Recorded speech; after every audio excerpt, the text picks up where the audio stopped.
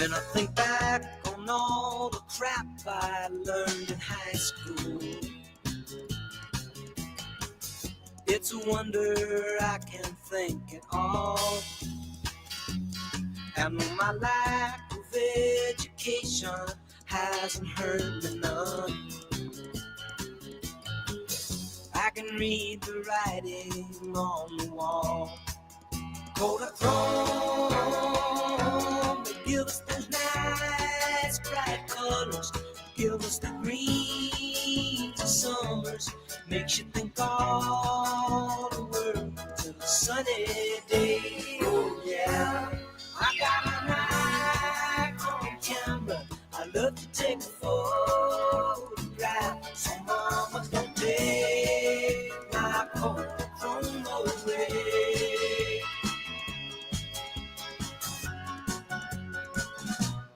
If you took all the girls I knew when I was single, brought them all together for one night, I know they'd never match my sweet imagination. And everything looks worse in black and white. Kodachrome, they give us those nice bright colors, you give us the greens of summers, makes you think all the world's a sunny day. Oh yeah, I got a Nikon camera, I love to take photographs, so mama won't take my Kodachrome away.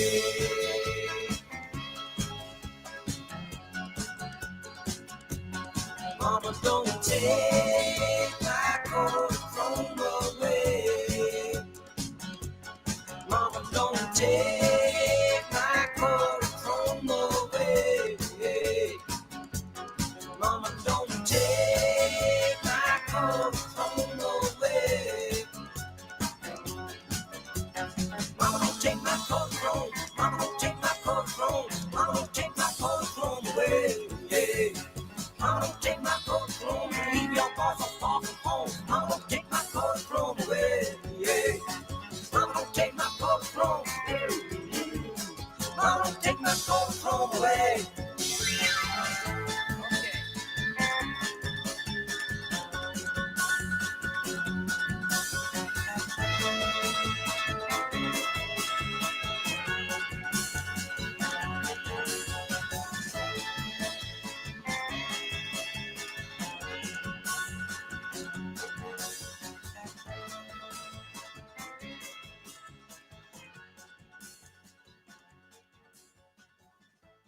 Hey guys, let's start the show over here. Shout out to Paul Simon for that beautiful song, Kodachrome. Let's do this. We're gonna play it yesterday because of all the Leica camera watch talk, but hey, it's never too late. Shout out to everybody who's already upvoted. Shout out to Dingo Dave for spreading the love, saying hi to everybody in the chat. Thank you so much for joining me tonight, guys. We got get this, three TAG Heuers that were released earlier today. And if we're able to hit this funding goal, I'm going to unbox 2 watches. What did I do? What did I do, Timmy, you idiot? Just, guys, basically, I'm late because I was doing an unboxing video, which seriously I'm gonna have to edit right after tonight's live stream while I'm packing for the Hawaii trip. So yeah, it's gonna be an interesting day. Hopefully you guys are doing well. Oshin is doing a really incredible live stream on his channel. So if you're gonna go watch that, uh, please, you're always welcome to go over to Oshin. He's telling incredible stories there, fun stuff. But I'm just gonna talk watches over here, and if anybody wants to join me, feel free to hop on. I think. Oh, I forgot to pin the link. I put the link in the chat, but I forgot to pin it. So there we go. Let's pin the link. Let's say hi to Frank47. Evening. We got Goldfinger. Shout out to Goldfinger. Dingo Dave. Let's see the mustache. There you go. Check it out. What do you think? What do you think about the mustache? It's not the top quality mustache.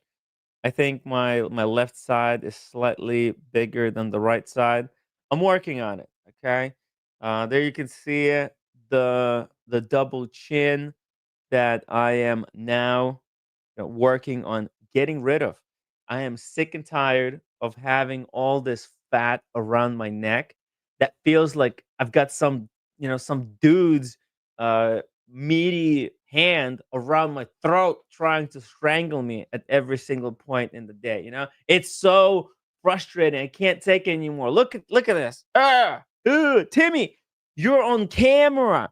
How could you let yourself go like this? What the fuck is wrong with you? All right, all right. Well, look, I'm doing it. I'm doing it. All right.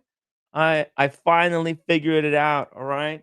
It took me very long time to understand, because I've been trying. Okay. It's one thing if I hasn't been trying, but I was. And I told you guys many times, this time the diet starts tomorrow. And it never did. It took this long to get to this point, you know? So yeah, it's freaking hard, guys. It's freaking hard.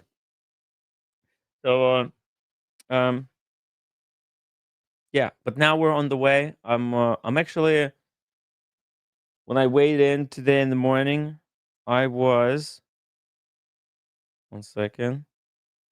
I was the lightest I've ever been. Well, so far. I was 208, 208 pounds, point two. That's down from 220 on March 13th. So March 13th is when I activated the diet, and it's actually so what? It's only 10 days. Or no, maybe actually I think I started slightly earlier before that. I think I started like oh, no, no, it was March 13th. Never mind. It's only been 10 days that I've been on the lock. And yeah, it's all cool. I'm doing fantastic. Mike Lewis says, "No, Timmy, you are the best YouTuber. Drama, comedy, knowledge, all in one place." Thank you so much. It's been a struggle, very much. Struggle. My life has. It's not easy. It might seem like it's all so easy, but you know what? A left-hand drive Rolex on your wrist does not fix things in your head. All right. In fact, it could actually do a lot of damage to your mind. So you have to be careful with these Rolex watches. Some people put on a watch, and whew, all hell breaks loose. Speaking of breaking hell loose, I that put that's watch. leash. No hell broke loose. Whoa, he's got two watches, double fisting Oh, Daniel. Whoa, look oh, at you. okay. Very nice. By the way, guys, Daniel Katz, I believe he has an unboxing. Don't say what it is yet, but All did right. did you pull the trigger? Uh, didn't I tell you? We got into disagreement, so it fell through. It fell through? I think It he's joking. fell through into my apartment. Oh, nice. Nice. Congratulations. So we got triple unboxing today, Yeah, Daniel. Tim, we have a problem What's the because problem? I think she's Mental illness. trying to put on the code, and now I forgot the code. But we'll see. Like to lock it up.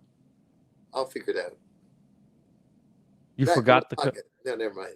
We'll just deal with it later. Really? Yeah, You yeah. you put the code. Okay, I okay, okay. made. We'll talk about it after we unbox it, all right? Yeah, yeah, yeah, yeah. Oh, it's a serious problem, all right? Yeah. Because how do you do it without the code? I'll No, no, it's fine. It's fine. okay, I'll try to think if there's a way to do it. No, no, they'll help me if it does. Like, let's just see if it works. Okay. Fuck me, Daniel. How could I you? know, I know. Well, maybe You- I didn't do it. I'm just thinking. That's all. I mean, okay, okay. We'll talk about it. We'll talk about it after this. What a Yeah. disaster, guys. Absolute disaster.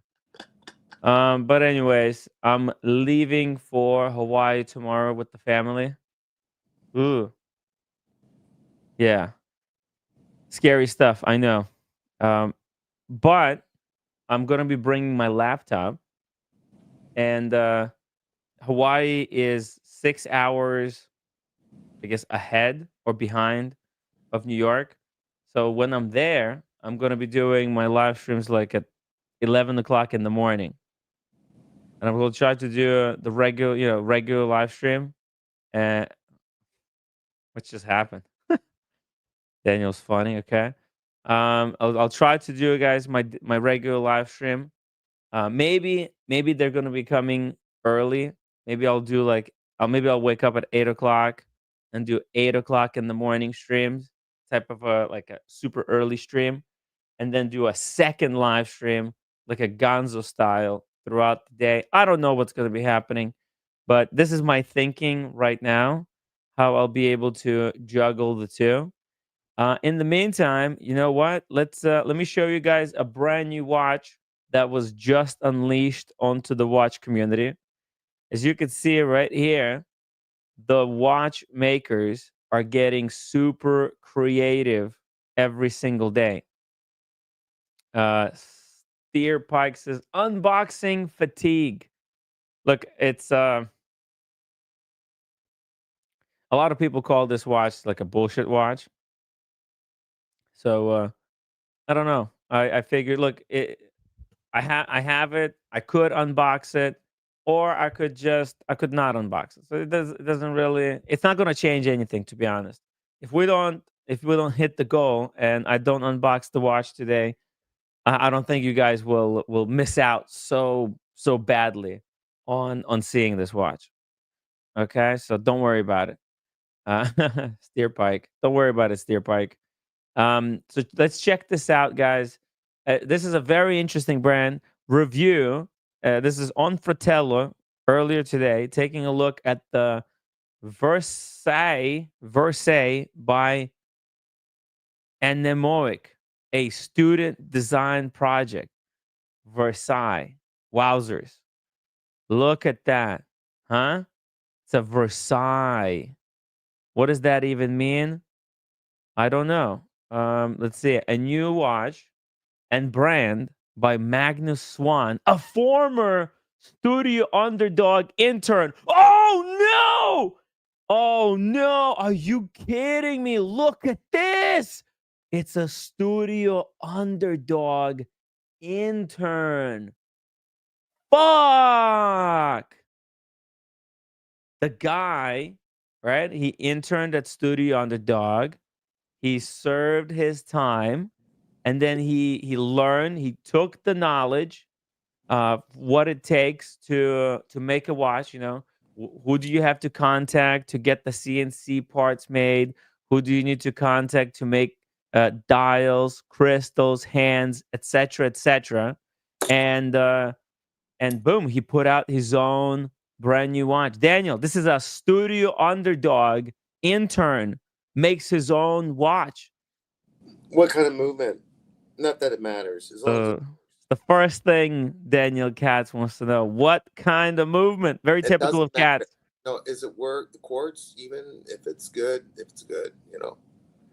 Well, let's see here. Let me read you the description, and then we'll see. It says, "Do you remember your internship from when you were a student?"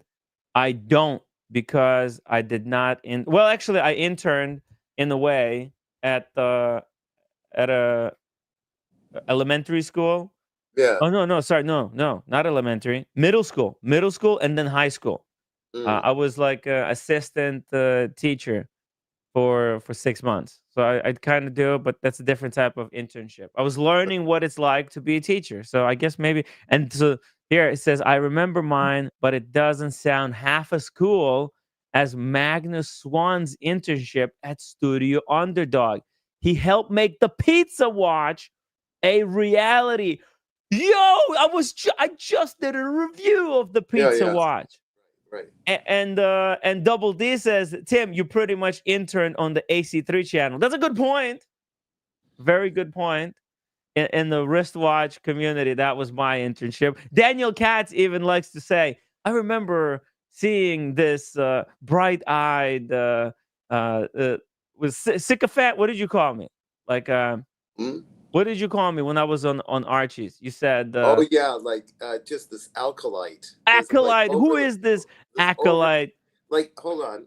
Like whenever, you know, like when your hero comes by and you're like this. Yeah. That's the way you looked when you were looking like it from your thing to him. You were quiet, you had your Explorer 2. That's what you wore, and but you were there like sideways. It was a side profile. The side profile. Oh, I'm still side profile. Well, but it was more Still side side. profile then. It was more side profile then. It's like, who was It this was in overdone? profile. It Who's was this like overdone? profile. That's right. I was in profile, and then slowly over time, right. I transitioned to a 3/4 rotation. Then a total mutiny. And look at me now. Soon, I'm gonna be looking Yeah. directly into the camera, doing a stream like this, That's full right. on, Yeah. face to face. That's when you know I'm ready for Yeah. the By the big way, screen, guys. when you were with Oshin, what was the Yeah. statement about tits? Who like? Never mind Daniela's tits. What were you referring to? And then I Oh, checked it. no. He was saying that there was like cheating going on at the Eurovision Oh, because kind of whatever the singer who won, he pushed his audience to call in and maybe even help oh, pay for the phone calls because the way you son of win. a gun. Yes. Was he called on it, or just or only allegations? Well, I'm not sure, Oh, okay, right. but because I didn't read all the stuff, but Washeen read, and he said that basically it was so obvious Ah, that there was cheating going on, and right, that the tits. So he said these guys, they don't care. They just let their tits. You know, the tits were so big you could see them a mile away. The right. tits being the cheating. All right. Yeah. Kojak says he stole the leads. Well, I Yeah, don't think so, because the thing is, look, stealing. I would say he stole the leads if the watch he came out with after the Studio Underdog was very similar to the Studio Underdog watches. Because if he made a copy, if he made a like a replica or something that's so similar to Studio Underdog, then everybody would say, okay, this guy is clearly um, appealing to the Studio Underdog base. All right, he worked for Studio Underdog, and now he made something yeah, exactly the same or in such proximity yeah. that Studio Underdog customers will then immediately buy it. But he didn't do that. This is what I mean when somebody this is the right way to do it. All right. You What was don't this is not stealing the leads. This is working with someone, right, gaining knowledge, and then right? doing your own thing And that is maybe distinctly yours. Studio Underdog helped them make that transition. They must have been some agreement behind the scenes to help make that transition, or it could have been like maybe, or he just went on his own. But it'd be interesting if Studio Underdog says, "I'll scratch your back if you scratch mine." Like we're going to help you get going, and for certain I don't know, whatever the agreement is. No, I don't think there's that kind of agreement. I think the agreement was like this. He was interning. He Yeah, was helping Studio Underdog make the pizza watch come right, to fruition. right. And he was paid with knowledge, with the Oh, contacts, I see. Okay. right? So, All right. but by organizing the production of the pizza watch, Yeah, he basically got the contact where to call, who does Studio Underdog contact to make the cases, right. right? And obviously, I mean, I don't know, but Yeah. you know, when this guy was volunteering his time, he was working for free. Yeah. Oh, I see. Gotcha. Gotcha. But in return, he was gaining the knowledge. Right. Where Right. does the studio underdog get their crystals? Where do they get their cases? Right. Okay. Right. How do you hire a watchmaker to put these parts together? He was gaining this knowledge. And so when he left Studio Underdog, he went on and created a completely unique brand to himself. Right. Okay. That doesn't compete with Studio Underdog. Right. Right. Right. Right. Um, uh, What's the movement on this, by the way? the movement on this. Okay, we're gonna find out in a second. Let's see here. I don't. Username Mickey says. I, Username Mickey says that you stole the leads from Archibald. I don't think so because I've done my distinctly my own thing. Yes, it's a watch talk show, but it's done in a completely different style. I believe from how Archie does it.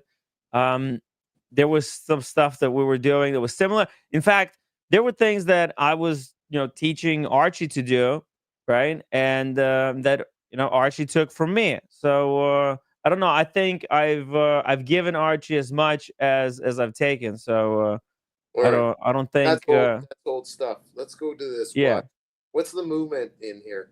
Okay. That's So important. just to finish this up, he also worked on more recently Gimlet and the Unoriginal. So this guy also helped with the Gimlet. I have the Gimlet right here, guys. Here's the Gimlet. If somebody wants to see the Gimlet again, it's a $5 super chat. And the unoriginals. The unoriginals, the guacamole and the avocado, for example. After that, he decided to dedicate his final major project to a watch of his own, the Versailles by Anemoic. Today, we're looking at what he's been up to. Getting that internship at Studio Underdog took quite some effort from young watch enthusiasts. He first contacted Richard Bennis directly through LinkedIn. Wait a minute. But the company, Richard, hold on. I think it's Richard Beck. Not no, Ben. it's Bennis. Really? Really? That's how it's Yeah. pronounced. Yeah, Benz. Oh, okay. Richard Benz. Okay. Okay. Okay. Yeah. It's not Bennick. Benk. It's not Benk. It's Benz.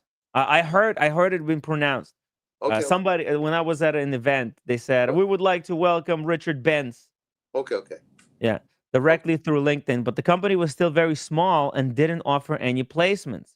Then Magnus saw how Richard turned an 11-year-old Skechers into a pumpkin themed watch.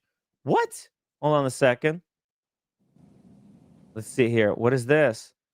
Studio Underdog presents a very special Halloween themed chronograph to be auctioned for charity. How did he do this? Oh, he drew it. Okay, you see the guy, the intern, he designed the color Okay. for the Studio Underdog and said, "Look at this. This would be a great idea." And then they made it, the pumpkin. Oh, I see. I see. You see, and the hour markers are little seeds from the pumpkin. Wow. And so this, I didn't even see, there's so many watches that Studio Underdog produced Yeah. that we completely missed. But there you go. That's the orange one. I guess this was auctioned for charity. Okay, here, let's go back here. Okay, that was when he knew how to grab Richard's attention. He created trio of Studio Underdog inspired design concepts and posted them on Instagram. Oh shit. To his surprise, Richard noticed and even shared them. That led to an animated Zoom call between the two, but Richard didn't bite. However, a little while later, Richard contacted Magnus for some potential freelance work, which eventually turned into a year in the industry at the Studio Underdog. That shows quite some persistence. A good character for Magnus to have as he creates his own watch brand, Anemoic. The term anemoic refers to phenomenon of feeling nostalgic for time or place when one has not experienced before. The idea behind anemoic brand name is that each watch is designed to create a synthesis one's anemoa for chosen time, place, and atmosphere. The first time and place where Magnus is taking us is 1970s France, Versailles, to be more specifically. Oh, so ooh shit, this is genius. Okay, I Yeah. love this idea. Yeah.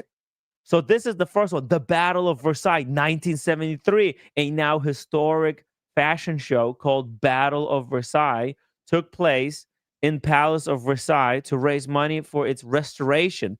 5 French designers, including Yves Saint Laurent, Pierre Cardin, and 5 American designers, including Oscar de la Rena and Anne Klein, competed against each other with 8 designs each. Guests like Andy Warhol, Liza Minnelli, and Well, Josephine Baker. uh, Liza Minnelli. that's Sorry. right. That's right. Sorry. Yeah. After I read Liza You're Minnelli, fine. You're I'm like, fine. oh fuck, it's Liza. I No, heard the name. no I heard the worries. name. Yeah. Josephine Baker were there. The event became legendary, one in the world of fashion and far beyond. The supermodels were wearing jewels, sequins, and Sequence. silk. What is Sequence. that? It's okay. Sequence. Sequins Yeah. and silk while getting lost in the candlelit corridors of the palace faded opulence, with royalty and celebrities alike looking on. This time and place of old world grandeur and modern audacity is exactly where Magnus wants to take us with his first watch. So this is like, somehow supposed to represent Versailles. So Or well, um, it's two things. Versailles, that whole the place of Versailles is centuries earlier, but it's a mixture of that and the retro '70s of the show competition in the '70s. Okay, there's two things going on. Versailles itself is way back in history. mhm. Versailles, the Battle of Versailles, all that. And then I'm not sure someone can give me the exact date. I don't have it. And the battle of whatever this was with fashion is kind of giving its own twist. The battle of Versailles over who's the king of fashion, I guess. And this watch represents the retro '70s design back then. Like it looks retro '70s at the hands and the dial somehow. That it's Yes. bringing back the '70s. So you got two different dates, really. Okay. It's That very Art Deco, right? Art Deco is no, it's even further back. Art Deco is Even further like back. is art, yeah. So, but everyone borrows from somewhere else. Tim, you're not exactly wrong, hmm because maybe the retro '70s has some stuff influenced by the Art Deco of the '20s. hmm Okay, so yeah, But this is exactly what I like. Like maybe the watch is no big deal, right? But you know, there is like there has to be some kind of inspiration, some kind of logic behind the design. And this kid that's designed this watch and worked with Studio Underdog, yeah, they know what they're doing. They're making more than just watches. It's not just a random right, shape, right, okay? The right, shape supposed to evoke emotion within you, okay, okay? and So here he says it's got an aquamarine crystal. The watch's main attraction is its tinted and faceted crystal. Usually, a watch's dial carries the color. However, inspired by the jewelry worn at the Battle of Versailles, yeah, Magnus moved the aquamarine color to the crystal. The inspiration for the facets come from chandeliers found in the Hall of Mirrors oh, okay, at the Palace of Versailles. Oh, look at the dial. You see, the dial has no color. The dial is steel, like, it's brushed steel. right, right, See, the aluminum dial underneath features a CNC machine guilloche pattern, vertical brushing, minimal printing for the logo and hour markers, and a double layer of clear lacquer. It's a shame we haven't gotten any prototypes yet because the combination of the crystal and the dial promises to put on quite a show from different angles. can You I can see, can uh-huh, I throw this in? Remember what you throw said it in. Art Deco? I'm going to say you're more right on the Art Deco. Let me just hold your thought. Hold your thought. Don't I'm forget holding what it. you're saying. Don't let it drop and spill it. Okay. The Treaty of Versailles, signed on June 28, 1919, was a peace treaty that formally ended World War I between Germany and the Allied powers. The treaty, signed at the Palace of Versailles in Paris, imposed harsh penalties on Germany, and on and on and on.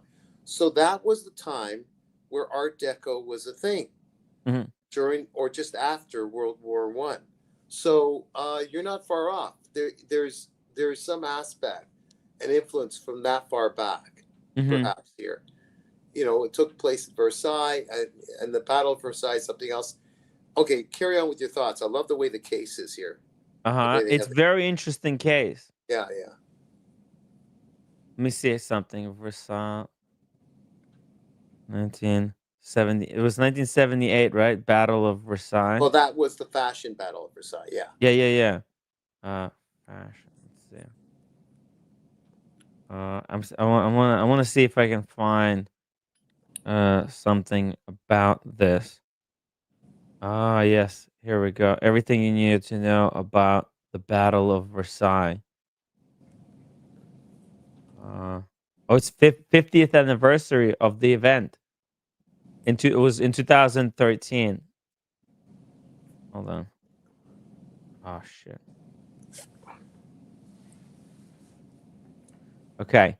Oh shit. Okay. We've got the true story of the Battle of Versailles fashion show. Uh there's an entire movie available about the Battle of Versailles. Mm. Oh my God! It's like they're saying, okay. This is what we're gonna do. First, let's finish this article, and then we'll see a little bit later. Art Deco is 1931. Okay, thank you, lucky bastard. He corrects us. Art Deco 1931. He likes the watch though. My watch channel is not buying the bullshit. He says this watch is worse than the square watch that Oshin was spruiking. All empty word salad. Look, I kind of like it. What's the movement on this thing? Okay, we're getting to it. The rectangular case is 39 millimeters long, 28 millimeters wide, and 7.5 millimeters thick, including the faceted and tinted crystal. Its bezel mimics the crystal's faceted design, while mostly brushed case has very slim, polished chamfers. The case back has a concave shape to improve wearability inside the anemoic Versailles beats a manual wind La Juperie D101 movement in Okay, Rudner's. stop right there. Stop right Yeah, there. Stop right there. This is the new thing now. Remember, I told you Citizen bought out Le Jeu de Paris? yeah. And then it's like a hybrid. It's part Jeu de Paris and part Miyota put together. But Jeu Hmm. de Paris assemble it. So mine behind here is the G100. Okay, that's the G100, which Yes, is a rotor type of thing. And the one that you're showing there it's is, D100. hold on. This is the D100. Yeah, yeah, This one there is the 101, which is the wind up. It's a wind up. yes, And that's yeah, kind of nice. That's yeah. kind of nice. Manual wind. Manual wind. Yeah, yeah. It's a manual wind, little dress watch, Yeah, 50 hours of power reserve, yeah. 18 joules, 600 vibrations per second. You know what? I wouldn't mind if this was quartz, to be honest. Yeah. But like if it was good quartz. All right. So here said the estimated price of anemoic Versailles is $1,900. Magnus is working hard to get the actual example ready for his final presentation sometime in July. The watch will come on a goat skin leather strap by Strap Taylor. Strap Taylor is the same company that does straps for Yeah. uh, the uh, Studio Underdog Damn. I with the wish. custom stainless steel buckle. Oh, look at the buckle. You see the buckle? Yeah. It's got that unique shape as well. Look at that. There's the different parts. Okay, how cool is that? The crystal is very unique. Yeah. The case back is curved so that Yeah. the square watch sits nicely on the wrist. There's the movement, high grade movement. Oh, there's the blue leather strap. It comes with like a little pouch, box, a card Mm. for a certificate. I asked Magnus whether he could say something about the chances he's going to take his project to the market. He said that it depends a bit on the reaction he gets when the Versailles is presented. So please let us know what you think in the comment section below. Please be honest, because even if you don't like it, Magnus already has a plan B. Studio Underdog offered him a full-time position as a junior designer. Okay? Holy crap. Look at this. I should do this. I should start designing Yeah, watches, posting them on Instagram, yeah. tagging the brands, and get a job as a watch designer. Come on, Timmy, get a job. Okay, so this was on just recent, right? Uh, Uh-huh. so this is not released yet. This is just a No.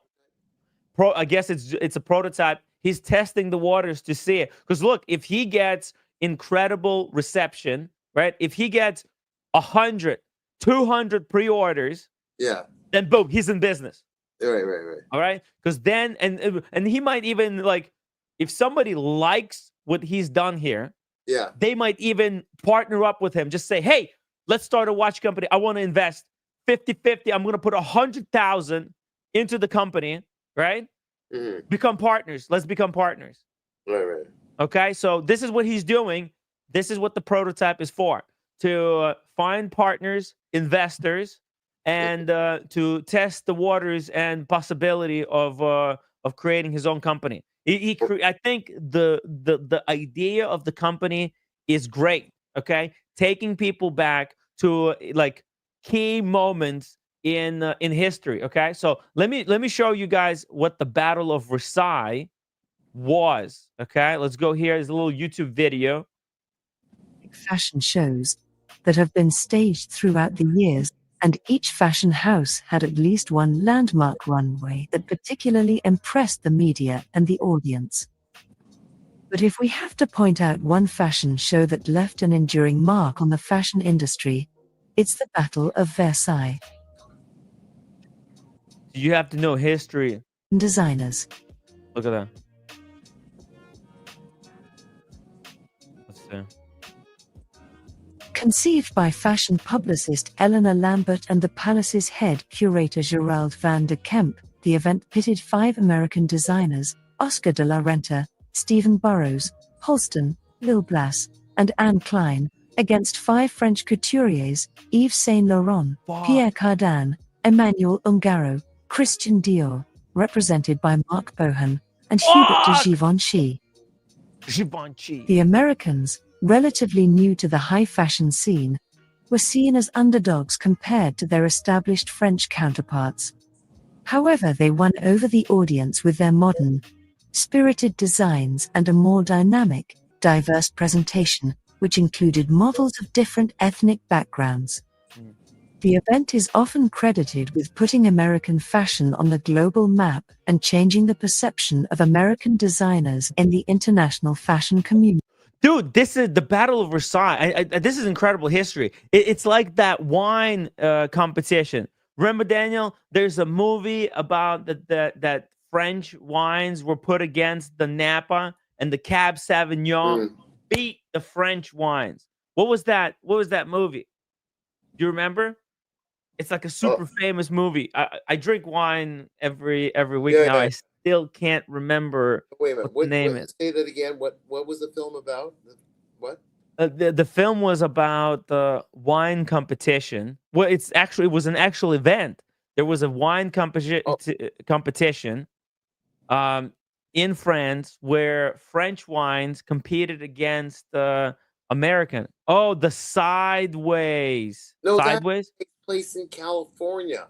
That's with Giovanni. What's her name? The actor. But there's a group of people, and they go wine testing, and they have their family issues. It's not a competition, if I remember No, correctly. no, then it's a wrong That's show. the wrong movie. Mike Lewis says the Great side movie. show. What? Let me see. Let me That check was the a great Google. movie, though, but not the one you're looking for. Okay, competition in France. Okay, here, I'll find it. I'll find it. The Bottle Shock. Okay, that's what it was called. What's it called? The Bottle Shock or Sideways. Yeah, that's it. It's Yeah. the bottle shot. Sideways. No, Sideways was a different movie. It's Oh yeah. Giamatti, the actor Giamatti, Uh and huh. the character, and it's about just their hang-ups, dysfunctional group that go on a trip in Really? California. Were made. It's a different thing. And in 1976, I just read an article that This said one. California is going to produce wine that will rival the finest of the French. Bonjour. they held a competition to prove it. I'm going to California to try and find some respectable competition. Oh, it was the competition was in California. Us as a bunch of hicks taking Well, French. Did I mention that the tasting was blind? I don't know if the French lose, they might bring back. Rick, what's the name? Uh huh. What's the actor's name? British actor Rick. He passed away prematurely. This one here, the British actor. Oh, let me just scroll down here. He's a good actor. Bill Pullman. Oh, Alan Alan Rickman. Alan Rickman, yeah. Alan Rickman. Yeah, Alan Rickman, Dennis Farina, Yeah, Bill he's Pullman, and Chris Pine. Oh, Yeah. Chris Pine. Chris Pine. okay. Hold on a second. Oh wow, he was in the what's it called, the Tim, are you going to be on for a while? Because I'm going to go make a dinner. oh okay Daniel, hey, you're gonna go make dinner, Yeah. and then when you come back we'll do the unboxing. What do you think? Or it's more like an unbagging, but okay. Unbagging. We're gonna get the cat It's out been of the the bag. cat out of the bag. Yeah. Okay. Okay. I'll talk to you in a bit. Okay, Daniel, take care. We'll see you soon. All right, let me just play a few more minutes of this because I like the idea. You see, this is the thing about wristwatches. Whoa, wrong person, full screen. This is the thing about watchmaking. I think just making a watch, just any watch, it's no good. Your watch has to somehow connect with the audience, right? Because there's so many watches out there that are just generic and they're not connected, they're not grounded in anything. This guy, I think he's onto something. Okay, he's got these. The idea is to basically connect the buyer of the watch to a certain event, right? By connecting this watch to the Battle of Versailles fashion show, this watch immediately appeals to people who are into high fashion. Okay, because people who are into high fashion, just like people who are into the wine, maybe the next watch he could do is he could call it, the what was that movie called? The bottle shock, and it could be, for wine enthusiasts, and the watch could have certain elements that, maybe like a red crystal to represent the color of the wine. It could have a shape that looks like a bottle of wine or like a barrel. I don't know. There's things. There's a way to do a watch that, very subtly, for the watch to resemble a wine that would appeal to wine enthusiasts. And somebody, you know how many wine enthusiasts there are out there? Thousands. Actually, millions. Forget about it. Millions, maybe billions. Wine is huge. Wine hobby is bigger than wristwatch hobby. So, and I think like watch market is so oversaturated right now with watches that harken back to older watch history, that watchmakers, they have to look outside of the hobby, right? So for example, when the watchmaker, like Tudor, for example, right? When Tudor makes the Black Bay 54, what is that Black Bay 54 harken to? Well, it references the original Rolex Submariner, right? So that watch appeals to people who want a Submariner. It also kind of generically, it looks like a great watch. But But once you have one diver, once you have one submariner, you have a Black Bay 58, do you really need a third diver watch? No, you don't. So this is where collecting has to expand outwardly into other things. And I think this is what Studio Underdog does so well, is that they're not referencing other watches. They're looking outwardly and they're referencing food. And everybody could, everybody needs to eat food, right? So it's a good idea. Pickled Pickle says, "Why is Timmy going to Hawaii?" I'm just going with my family. I've had really kind of bad relationship with my family for the past 5 years, and kind of recently I've been trying to reconnect and just kind of become friends again. I don't want to fight. I don't want to be fighting with the family. It's not. It's not worth it. Why? I've got so many enemies in the watch world that I don't need like enemy to have enemies with my friends. So with my family. So I've kind of I've reconnected. We made peace again, and they invited me to go with them. So that's why I'm going to Hawaii.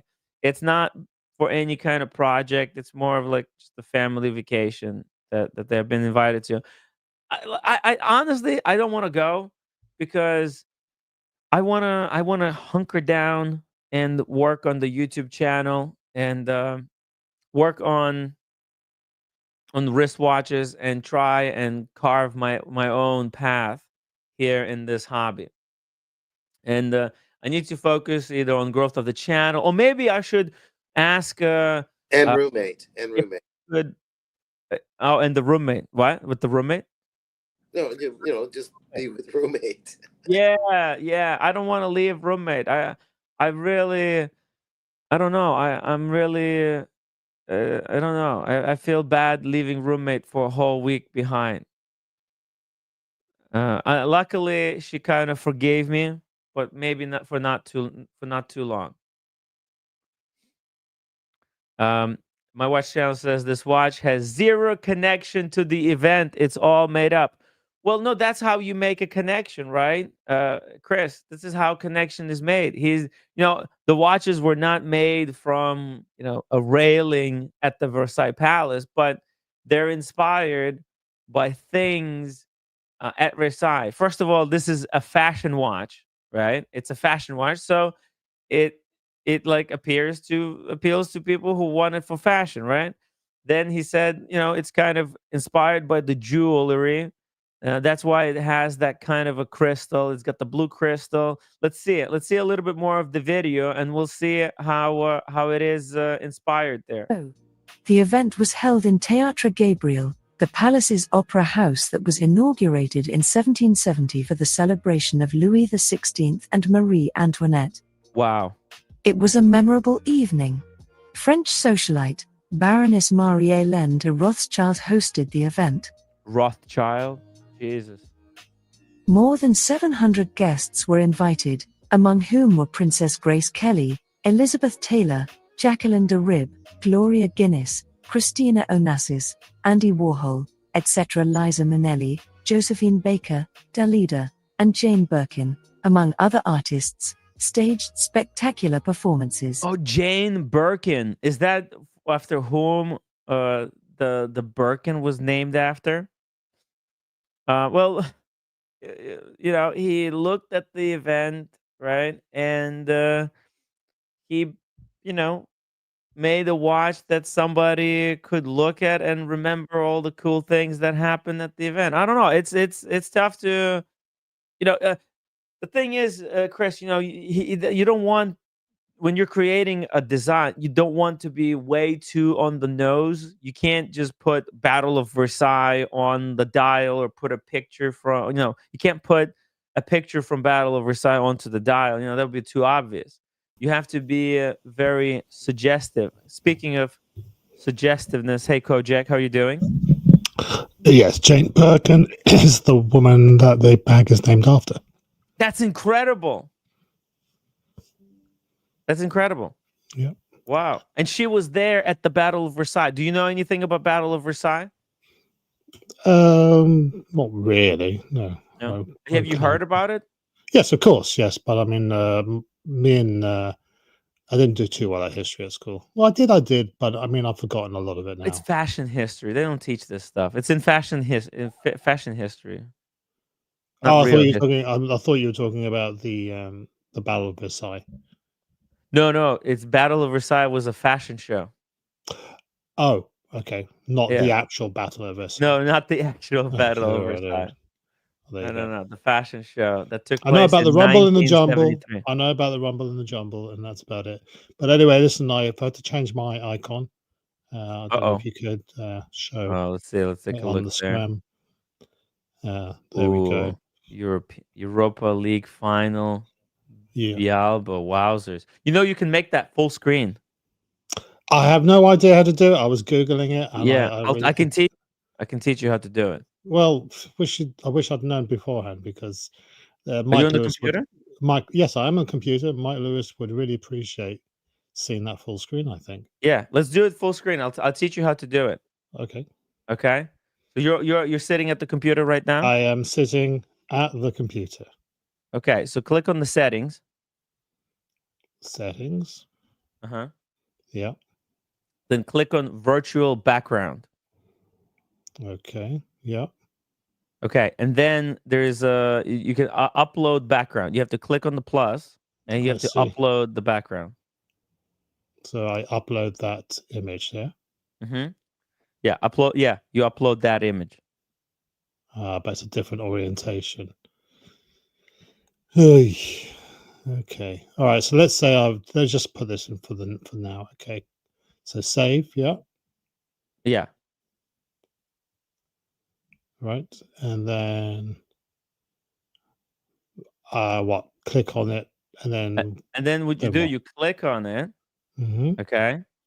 And at first, it's gonna show like it's gonna be as a background. You see, like you can actually see me behind. Like I've done. I put Muppets right now in the Yeah, but background. I'm not. I haven't got my camera on, so I Yes, won't be able yes, to see it. exactly. So but you don't have to. Here's the thing. So if you turn off your camera, Yeah.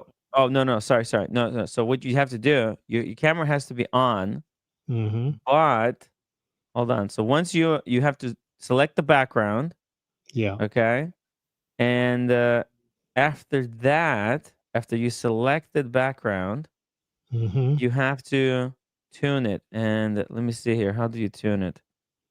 Let's see. Not the blur. Yeah, no, here. Best performance. Okay, so then 1 second. Camera. We're learning, people. We're Yeah, we're learning. learning. We're learning. No, virtual background. 1 second. That's okay. Hold on. Because the thing is, you have to. Let me see. Oh.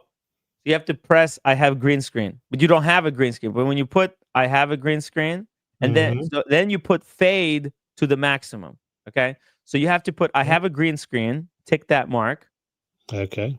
and Fade then to the put maximum. fade to 100% Yeah. and turn on your camera. Then I need to turn on my camera. Yeah. Okay. And that way, boom, full screen. You see that? And there's no and no fade. There you go. You got it. Hey! There you go. Hey! Who said we can't do it? Who said you Boom. can't teach an Dude. old dog new tricks, eh? Exactly. How about that? How about that? I'm making dinner, but I had to break off from that to congratulate Kojak. Congratulate Kojak on a successful Yes, full screen image yes. creation. But it's not really showing the full. I need to change the image so that it can fit in this 16:9 ratio. So I'm Yeah. going to revert back to the logo. Okay. And what you can see there Oh yes, I see it. is, There's you see the red devil on the ground. That represents I Manchester United. Okay.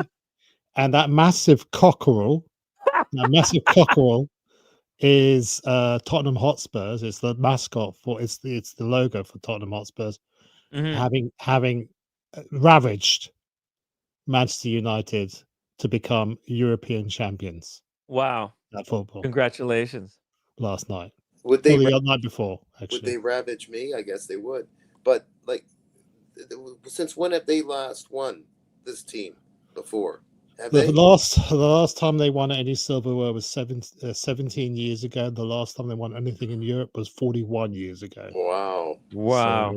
So but like the cockerel has been throbbing all that time. Oh, I see. It was just waiting to find the right victim. They sort of slipped the Red Devil, the Man United Red Devil, a roofie, and had its way.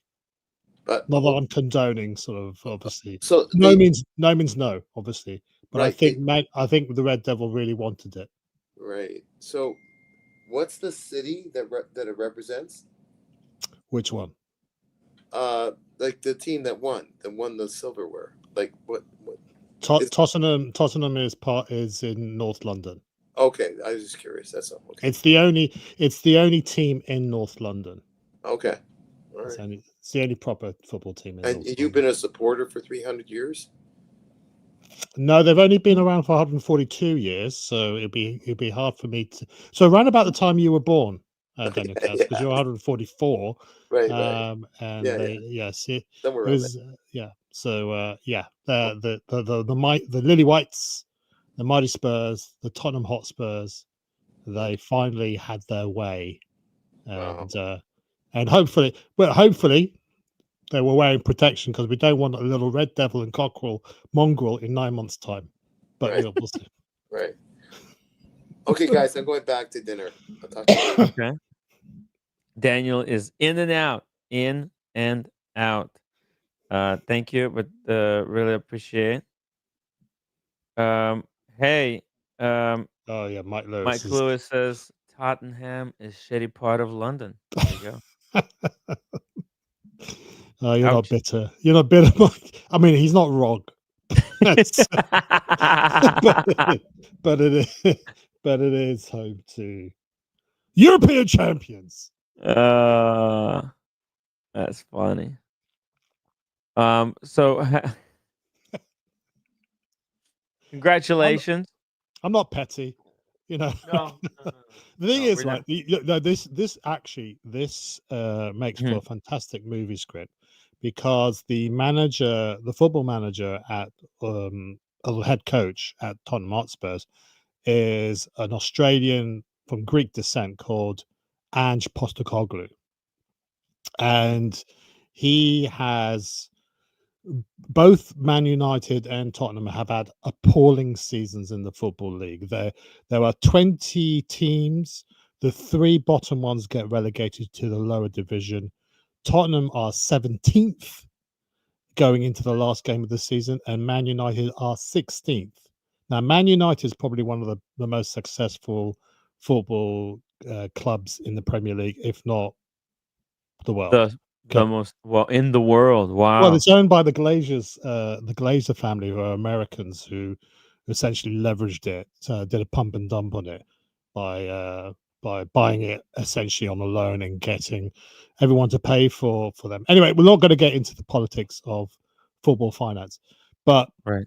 And Postecoglou, when he was hired, and he was a no-but, he was not known in the Premier League as someone with the chops to do the job, and he had a good first season. We did very well considering, but this season we've dropped to 17th, which is really the worst performance we've ever had, almost in our entire history, certainly in the modern era, the last 30-40 years.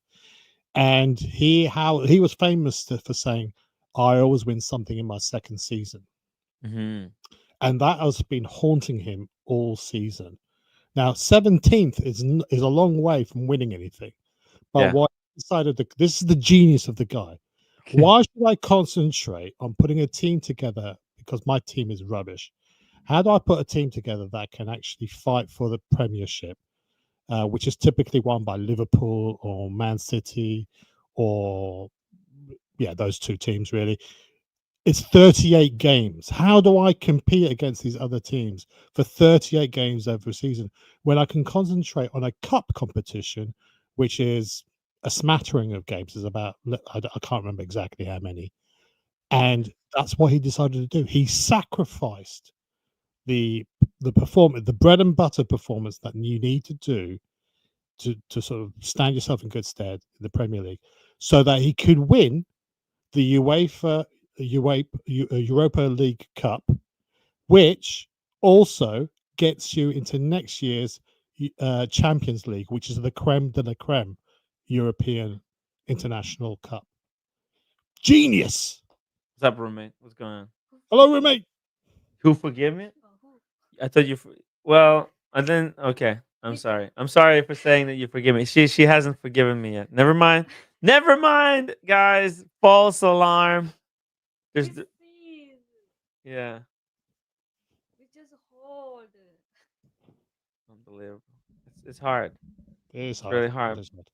Yeah, but I'm sorry for going to Hawaii. Honestly, can I not go? Can I pull out of the trip? Well, that's what we tried to do the other night, but the cockerel was just too engorged. That's why I got the schedule. I'm gonna put it there. Yes. My schedule. Don't ruin the. Yeah. Okay. Yeah, that's way better.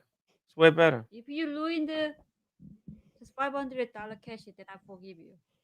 From now on. I have to give you from now on. from But now right now on- you forgive me for free. One less Yeah, free yeah, forgiveness, no, and then right? 500 No, cash. we didn't have a contract before. Now Yeah. the contract. I put the posting there, my schedule. Mhm. This day, if you agree, that's done. If Yeah. you're doing something like instantly here, show like let's go Las Vegas, something happen, Yeah. 500 cash. That's Uh-huh. it. Then the money just give you forgiveness. Wow. It's middle age. Yeah. The church said that the money. Tithing. I have to pay tithing to the Yeah, if roommate you for pay forgiveness. money, forgive. Yeah. Money just Yeah. I get it. Roommate is very materialistic. I may have to pay Kojak for always covering for me when I drop things like at that cafe. Oh, for God's sake! All that kind of stuff. I mean, this is but just to finish up, so it's an amazing story of a manager under pressure.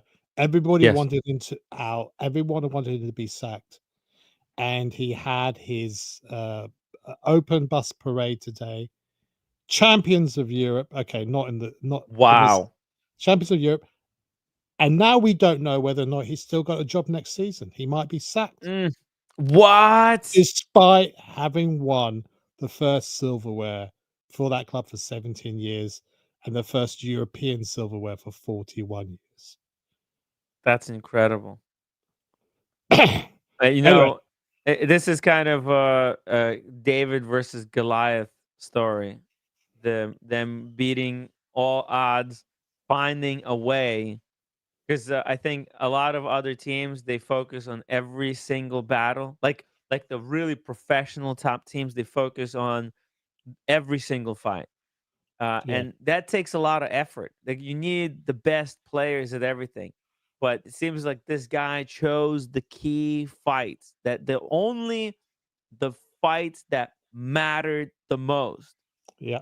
And focus then on those and just honing in, right? Practice on the most important fights.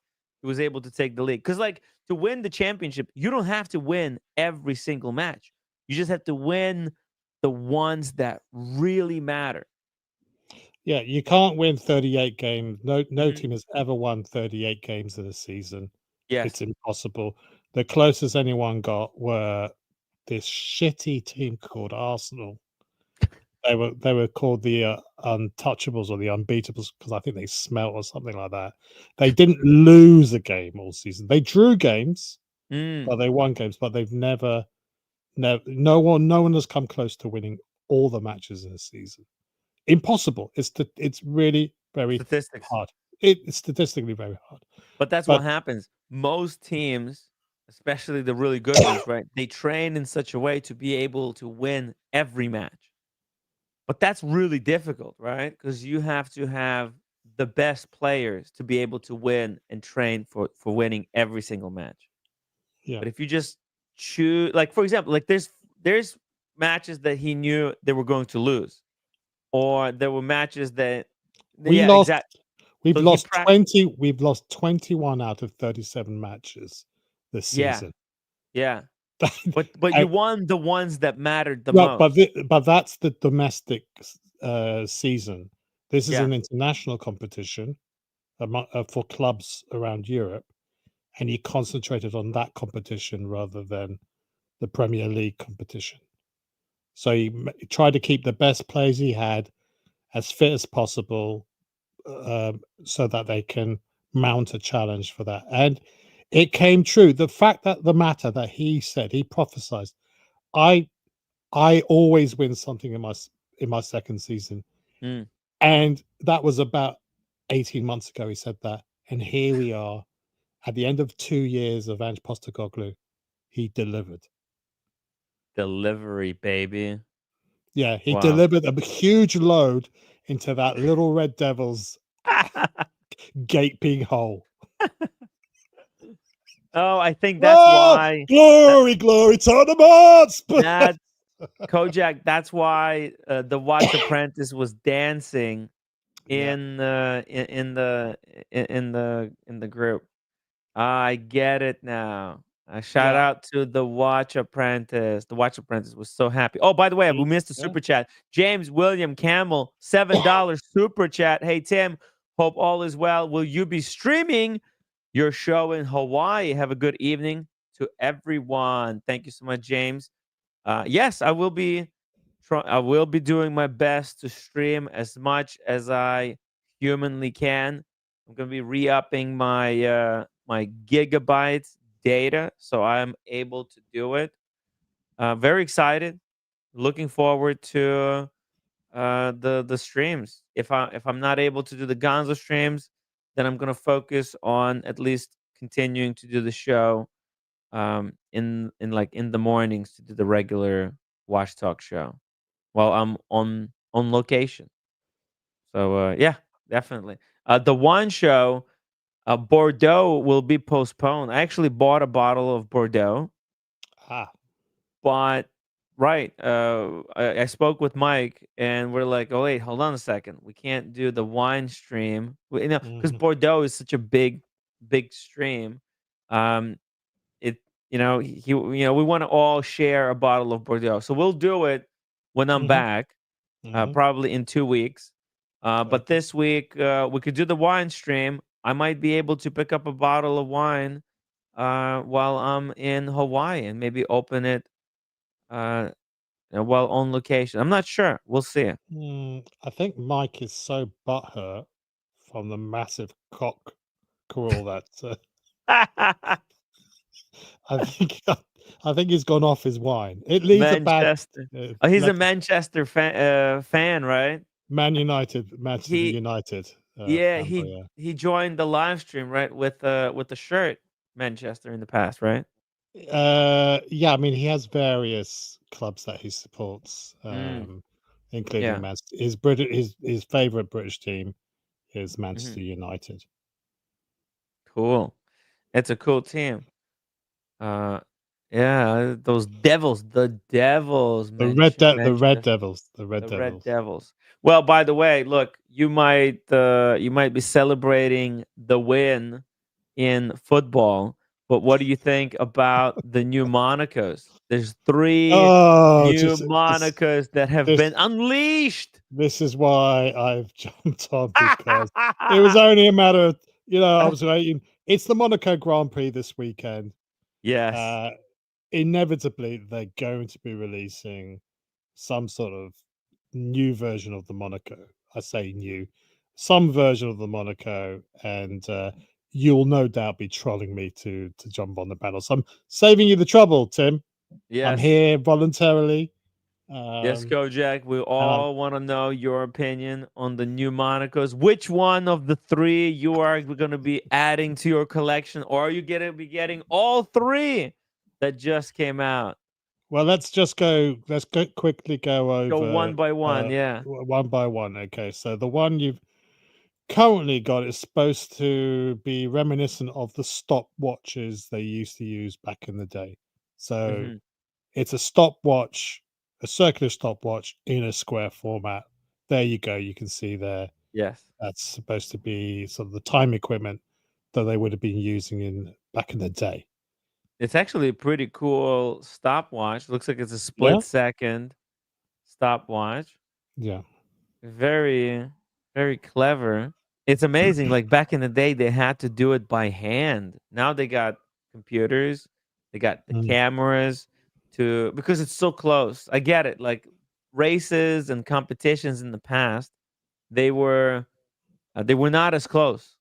Like this, it was a lot easier to kind of see who won because it was kind of obvious. But yeah, now, man, it's really really close. Everybody like within point 0.001 second from each other. yeah. There have been instances where pole position has been determined on a thousandth of a second. So Hmm. that is absolutely bonkers.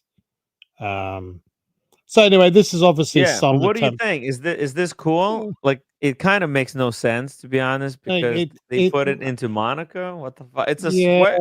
it does. It's a bit of a stretch. Yeah, I mean, you could say it's inspired. I mean, look, somebody was it the my what colors. Yeah, the colors are definitely inspired, right? just They got the just to go back red, to white. the Versailles watch. Yeah, That my watch channel was sort of saying that they're trying to create some link to the past. Well, yeah. and any watch. He thinks it's all bullshit. He doesn't believe it. No, but I mean, you could Not say that buying it. you could say that about the Cartier tank.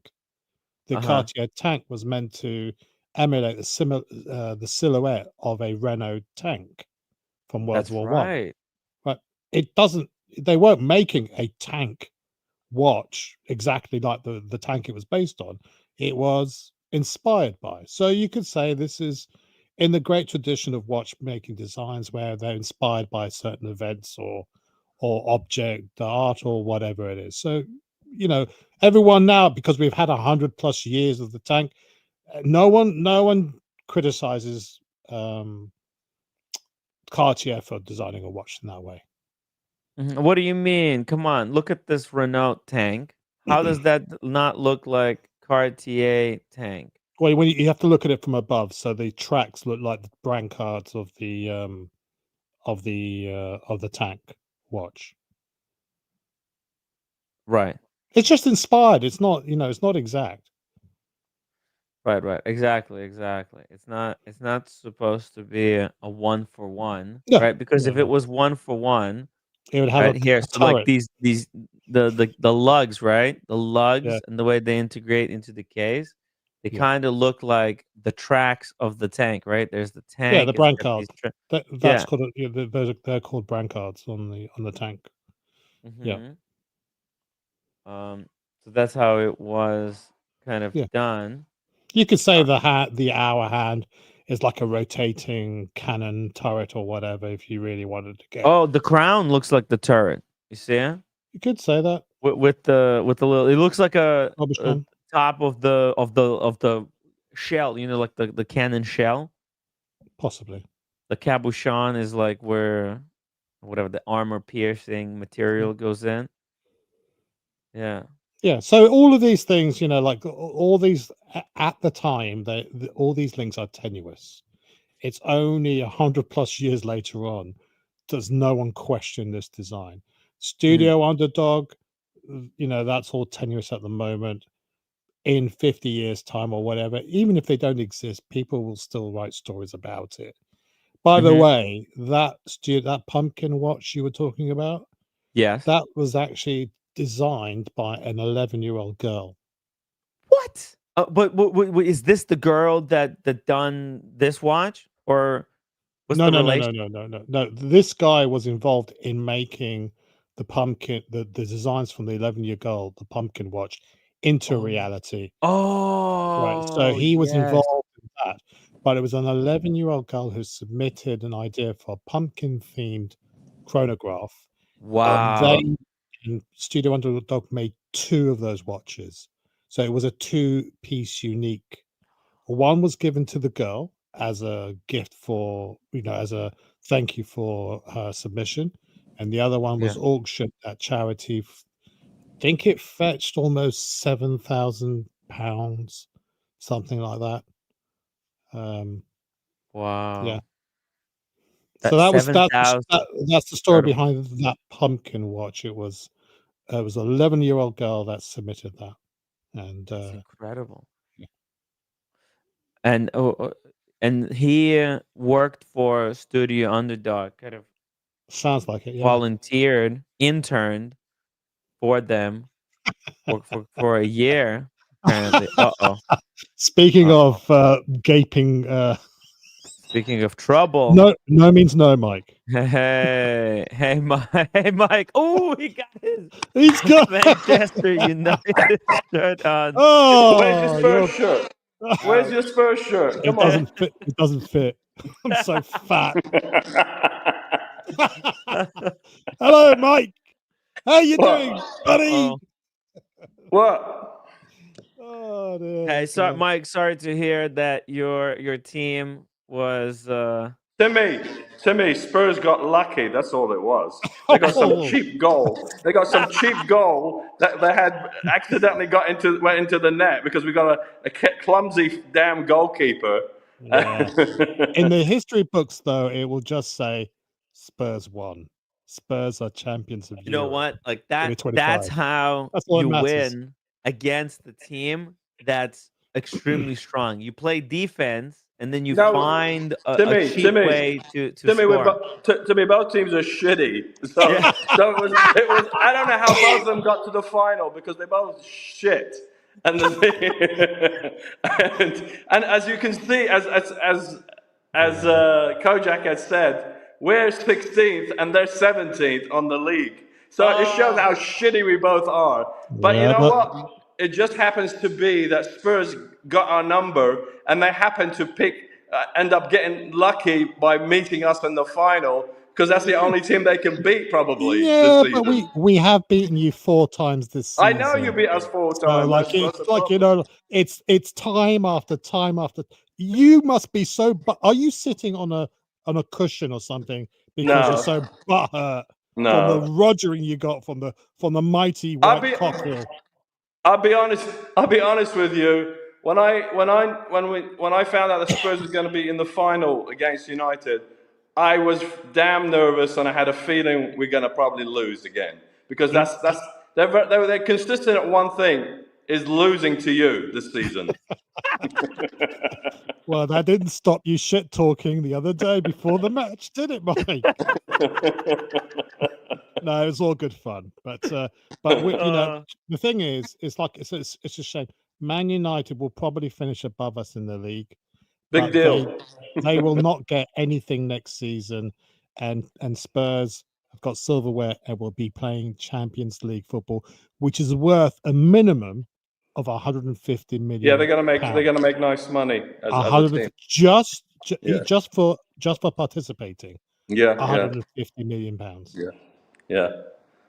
Have you heard that there's rumors that they might sell Bruno Fernandes for 120 million? We need money.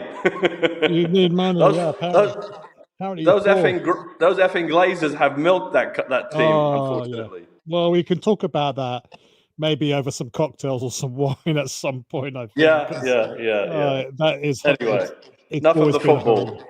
Enough Enough of the about the football. football. That's all right. Just Hey, wear protection, guys. Yeah. That's all I'm saying. Yeah. hey, it's all in good fun. There was also some F1 race that was happening. I just caught a little glimpse when I stopped by Marcus's house. He had it on his TV, some F1 race. Apparently, it was pretty cool as well. Well, So no, it's very exciting. it's practice at the moment. Oh yeah. Tomorrow will be qualifications Yeah. in the afternoon, and then Sunday will be the actual race. Oh, okay. Okay. Yeah. All right. And last week they had the historical Grand Prix. So these are cars from bygone eras, all dating back 60, 70 years. Oh, what? Yeah. I remember once I was at Monaco for one of these a race weekend, and they had all the Ferraris that had ever raced in Formula One, dating right back to the early 60s. and they were all in the same session. And I'm sitting at Cafe de Paris, and my cup of coffee is vibrating across the table with all these engines just roaring past me. Literally, I could have just leant over and just touched it with my arm, touched these cars by the arm. It was just the sound. If you go to one race, it's not the best race on the calendar, but it's the glitziest, the sexiest, the noisiest. You can feel the sound. Come on, feel the noise. At the Monaco. At the Monaco Grand Prix, baby. Wow. Pickled 2 pounds super chat. Has Marcus bought any new watches? No, he hasn't. And he's selling all of his kind of intermediary beater watches. Selling his Med 1. He's selling his Dox Carbon. Selling Louis Erard Vianney halter. Actually, that Vianney halter, that could be a great watch for my watch channel if he's interested. And he's selling his 5513. By the way, I got a response from I emailed a gray market dealer regarding selling the 5513 to see what they would offer for it. Take a guess how much a reputable gray market dealer offered for 5513. As you can see, it's pretty good. 5,000, maybe. They're probably lowballed them big time. They 5,000. lowball, yeah, dude. Yeah, $5,000. Was it really? Yeah. No shit. Wow. Freaking insane. And they said, oh, and you'll save about $600 in big whoopee. in taxes. What the hell? Wow. Yeah, it's low ball season. The watch market is in the gutter, guys. These gray market dealers, they want a deal, a steal of a deal, or nothing, or get fucked. They're not interested. It's unbelievable. They're here to sell watches and make money, not to help out the. Oh no, that's what they're for. That's what they're in for. You're just an unfortunate customer that are going to get screwed over right now if you want to sell your piece. Yeah. It freaking sucks. I can't wait until Barossa goes into full effect. It's it's already functional. People can buy and sell watches, but there's just some refinements that are being worked out. And I can't wait because man, this gray market dealers this is absurd. $5,000. I would have rather not even gotten a response from them. Are a lot of them still doing consignment? Good question. I don't know. They probably they do. Yeah, they were offering actually to take it on consignment as well. Yeah, because that and then way they said if it doesn't sell, you'll have to pay $100 for shipping. Well, that's because they don't have to put up any money. That's the nice thing for them. It's they play with your money. Yeah, but they would probably list a 55. What is a 5513 goes for now? You guys know? 8.5, 9. No, I think probably much more. 5513 Rolex. Let's see. Quick Google. Depending on the condition. There's something wrong with that one. Let's see.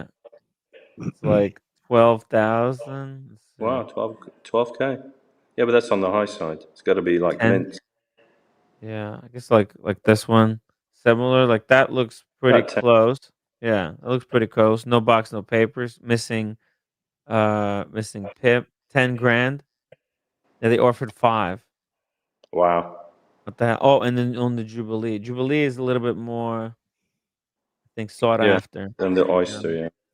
Yeah, because it's a little bit different. I think people like. I think he paid like 15 for it. Wow. I know, right? Wow. So it's kind of absurd. The offers right now. Oh, there's a lot of them. They're like 15. You see, like a good, look, that's not so much different from the one that he's got. Okay, it's got some kind of a sticker there on the back. Probably not an original, but a service sticker. Got a pip, probably replaced bezel. Man, the prices are all over the place. It's very tricky. Okay, let's do it like this: low to high. Let's see. Um, yeah, at least 10,000. Right? Let's see. Yeah, these are. Yeah, like this one is 11. Right? No, but offering 5, man, that's kind of it's a joke, man. Here, 11. That kind of looks very similar. But where's the Jubilee? There's none of these are on the Jubilee. I still can't see a single one on the And Jubilee. And it's a you know Mhm. what the problem too, Tim? I don't see much of a rebound for the watch market, to be honest with you. I Yeah. mean, they might go up a little bit, but not much. I mean, those crazy markup days are definitely gone. I don't think we'll ever see that again in our Mhm. lifetime.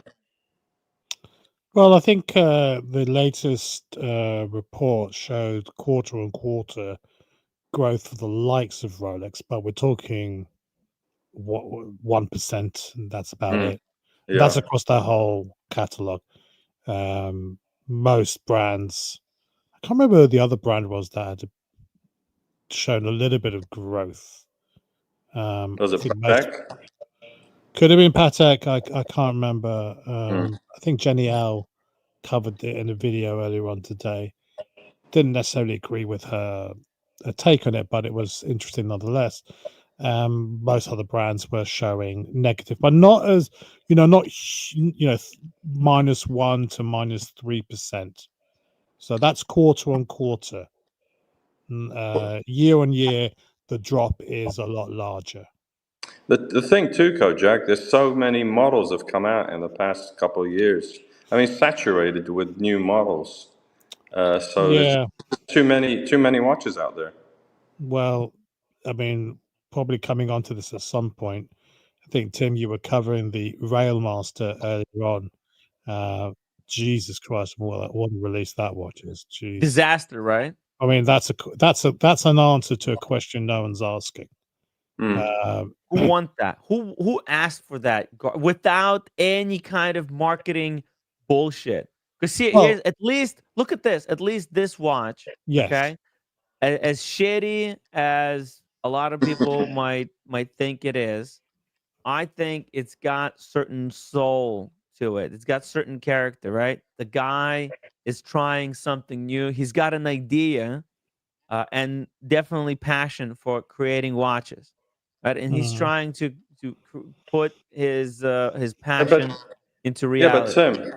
Tim, Yeah, the Railmaster has the name Omega, and I mean it's not a bad looking watch. I mean, in all fairness, and what is this going for? About $6,000?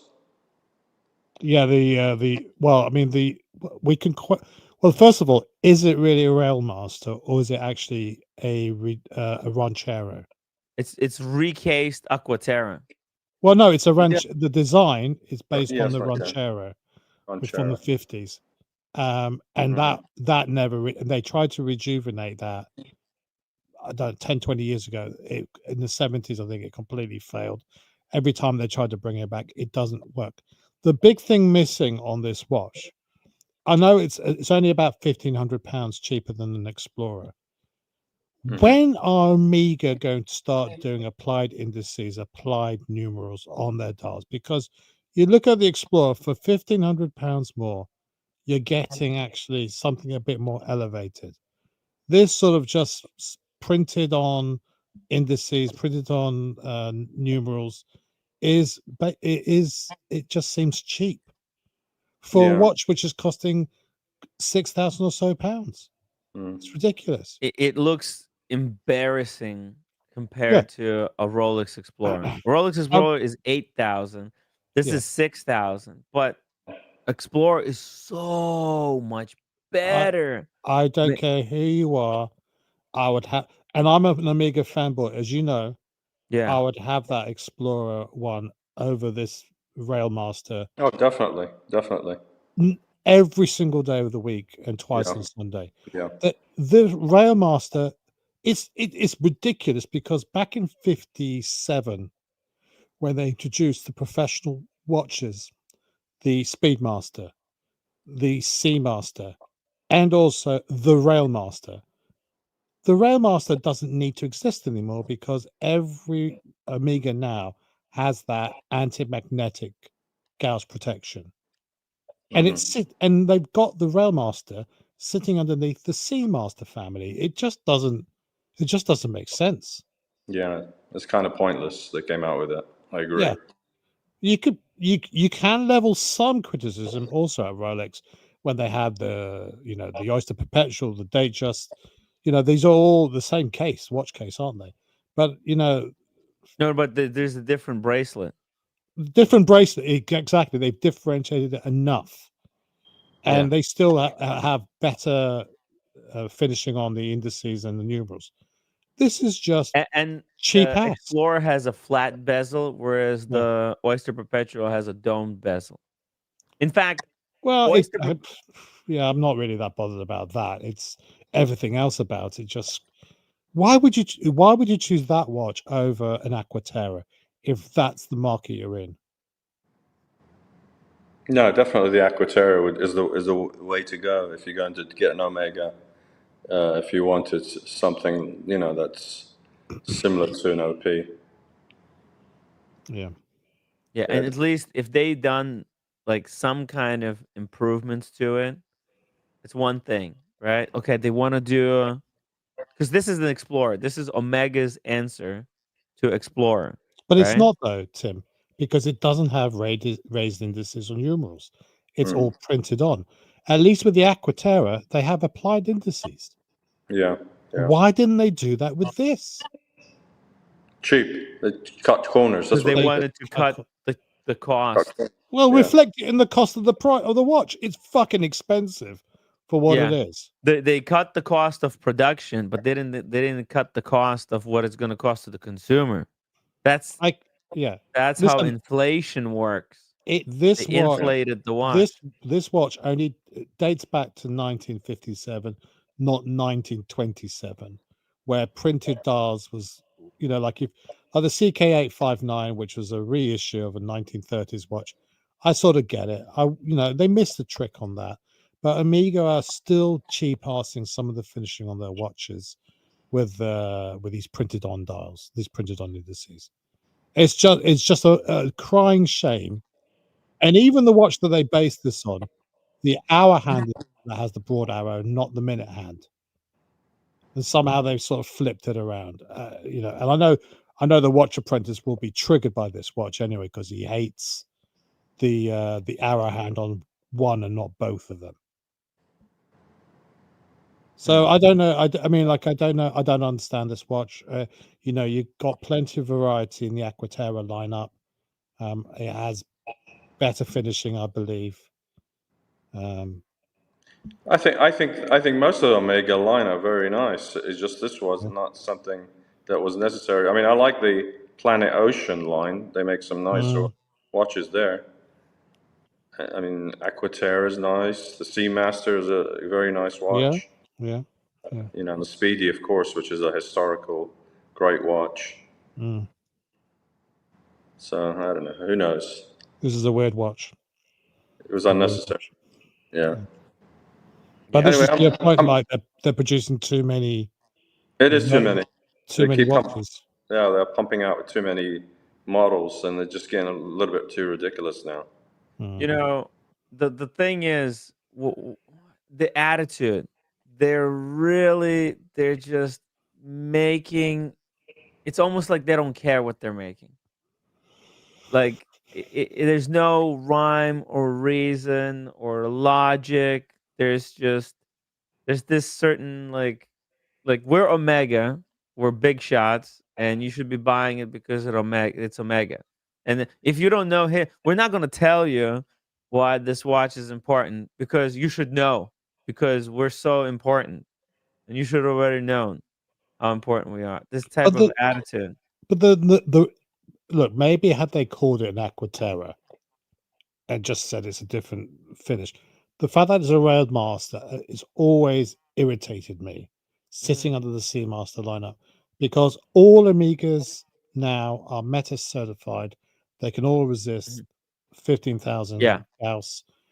What is the point of the Railmaster then? Well, You've done away with it. yeah. Well, this is an opportunity to innovate and somehow style the watch to be, you know, with some creativity, right? Like look at what Rolex did with Milgauss, right? And what about the Land Dweller? I mean, they brought back a quartz watch, really, and brought it to modern times with a new movement. Yeah, new That's what it movement, new bracelet, and a new case, new dial. case. Like, you know, they kind of refreshed the case that didn't exist. Yeah. They didn't, but like this is a case that already exists. They just put in like a very underwhelming dial into it. It's Same like it's a bracelet. nothing. There's nothing inspiring about this. Same hands, same case, same bracelet. And the bracelet doesn't have the micro adjustment. Oh, great. It's like people really like micro adjustment nowadays. It's modern times. It's so nice to have micro adjustment. What is this butterfly clasp? You've got. Oh wait, no, does it have a micro adjustment? I doubt it, because they don't care about that. Actually, I think this one might have. Really? Yeah. On a I butterfly. think it actually might have. Look at Check on this. See what is this? See, it says L, large, small. Oh, large, LS. What does that mean? And there's like a little button here. You see that on the thing? And there's 2 bars. Maybe you can move this. Maybe you can slide it, yeah. But how would that? Well, wouldn't they highlight it? Wouldn't it be part of the features? No, I don't think it is. Actually, I think that's just the button to release the butterfly. What does it say on the bracelet? Oh no, it does say. It says with a comfort setting. Oh, fold over butterfly clasp with comfort setting. Ooh. I'll take it back. Okay, hey, correction. There is something going on here. Is some type of some new technology. Yeah, some kind of new technology. I have no idea how it works. I'll have to go and check it out myself. Yeah, you have to check it out and make it maybe record a little video. Yeah, I'll record a video. Yeah, sure. Yeah. The thing is, the bracelet. Okay, no, that's good. That's good. But the thing is, Rolex had micro adjustments forever. It's only now they're catching up, and it doesn't. I don't know. It's just, for God's sake, Tim, Christopher Ward have a micro adjustment. Yeah. In the 12. I know. It's a £1,000 watch, dude. And now Amiga decided, oh, do you know what? Maybe we should be doing this as well. Maybe we'll do it now after years and years. It's welcome to 2025 or even 2020 or 2015. Jesus Christ. I just wish the case wasn't so generic. It just looks like every other Omega. Like for example, you know, when Rolex did the Milgauss, right? Because here's what happened with now Milgauss is discontinued, but Rolex will bring it back. Right. And I can't wait to see how they're going to bring it back. What's going to be the next evolution? But what you noticed with the Milgauss is that when it became kind of a redundant, like, it had the anti-magnetic properties no longer like all other watches in Rolex had the anti-magnetic properties, same as the Milgauss. So they differentiated by putting that funky green crystal. They put an orange lightning bolt hand. Yeah. They put that really funky blue dial, right? They made it into like a fun watch. That, you know, it that's so different from its previous iteration. But this one is just so generic. Like, well, I will. If you covered the word Railmaster, most people would say, "Oh yeah, that's an Aquaterra." Right. Right. You know, when you talk about when you look about designs of of cars, the true design of the DNA of the car can be experimented by actually getting rid of the logo on the front grille. Because if you can still identify the car without the logo, without the name of the Yeah. car, then that design transcends the generational changes you get from one year to the other. And you'll say a BMW still looks like a BMW because it has the kidney grille or it has this, that, or the other. And this watch, I kid you not, people will think it's actually an Aquaterra. Mm-hmm. Yeah. You know what would have been cool to see on this watch? A sandwich dial. Because Omega had featured sandwich dials on few models lately. They put a sandwich dial in like a Speedmaster, a Heritage Speedmaster. Sandwich dial makes sense if it's a dive watch because normally the backing of that sandwich dial is loom. So you have the Heritage Seamaster, which has the sort of sandwich dial, and that's just a loomed backing dial, and works really well. Mm-hmm. The Railmaster is not meant to be in the sea. It's meant to be the ingénieur of the Omega. You know, it was like meant to be a watch worn by engineers, working close to electrical supplies, whatnot, to avoid it being magnetized. That was the whole point of it. But now all watches in the Omega lineup are magnetic, are largely amagnetic. Can't be magnetized for most instances. So why Hey, do you Timmy. need the Railmaster? Hey, Timmy. Yes. There was a watch I sorted this week, and I was getting close to buying it, and then I changed my mind because I was doing the roofing on my house. Guess what it was? Don't. It was unworn. Unworn. They still had it in the box. They had the actual original, the real original box. Guess what it was? Give me a clue. It was a Patek. Oh, a Patek. Cubitus? But Okay. no, it wasn't No. Cubitus. It was stainless steel. That's what kind of put me off. If it was gold, I would have possibly bought it. It was a 5522A. They only made 600 of those in Oh, 2017. yeah. It's the New Okay. York edition. New York edition. Oh, let me pull it up here for But everybody. it's plain. It's plain dial. Nothing special. The dial. Mm-hmm. Yeah, that's it. Travis, thank you so much for the $10 super chat. Safe travels to the Hawaiian island. Tim, have a great time. Thank you so much, Travis. I'll try to stream as much as I possibly can. Really appreciate the super chat, guys. If we're able to hit tonight's super chat goal, I'll do a double unboxing. Otherwise, maybe I'll just, in shame, will never show these watches again because it's embarrassing. It is embarrassing. I'm an embarrassment of the watch community. I'm sorry, guys. I'm so sorry. I just hope I will be forgiven someday. So how much was it? Guess how much they wanted for it? It was unworn. They still, how they come in the box, their own, like its own box from. It comes directly from a Patek. Well, how they bring it, they send it to you in the box, and then they send the actual wooden box. Yeah. It was everything. It was untouched, never been opened. Wow. Oh, it's double sealed. It was double sealed, exactly. Wow. Okay. But you know what put me off? It was stainless steel. If it was gold, I would have probably moved on it. Yeah, you know which one I like. I'll guess. Anyway, in a second. guess what it was. The price. Yeah, guys. By the way, $15,000. Oh, that's No, a little bit. We're no. going way too low. Come on, let's No, be not that realistic low. here. It was unworn. It was unworn. Yeah, the cheapest one in very good condition is 42,300 on Chrono 24. I bet it was below 43, right? How about 32,000? Fuck. I know. The price was very good. It was very good. How do you do it? But How honest are to you God, able? I swear it was. Even if you want to go to see the video, because every day when they do deal of the day, they'll show the video of the watches that they have on the deal of the day, and they show it still in the box and everything. It's unbelievable. Wow. But as I said, what put me off was the stainless steel.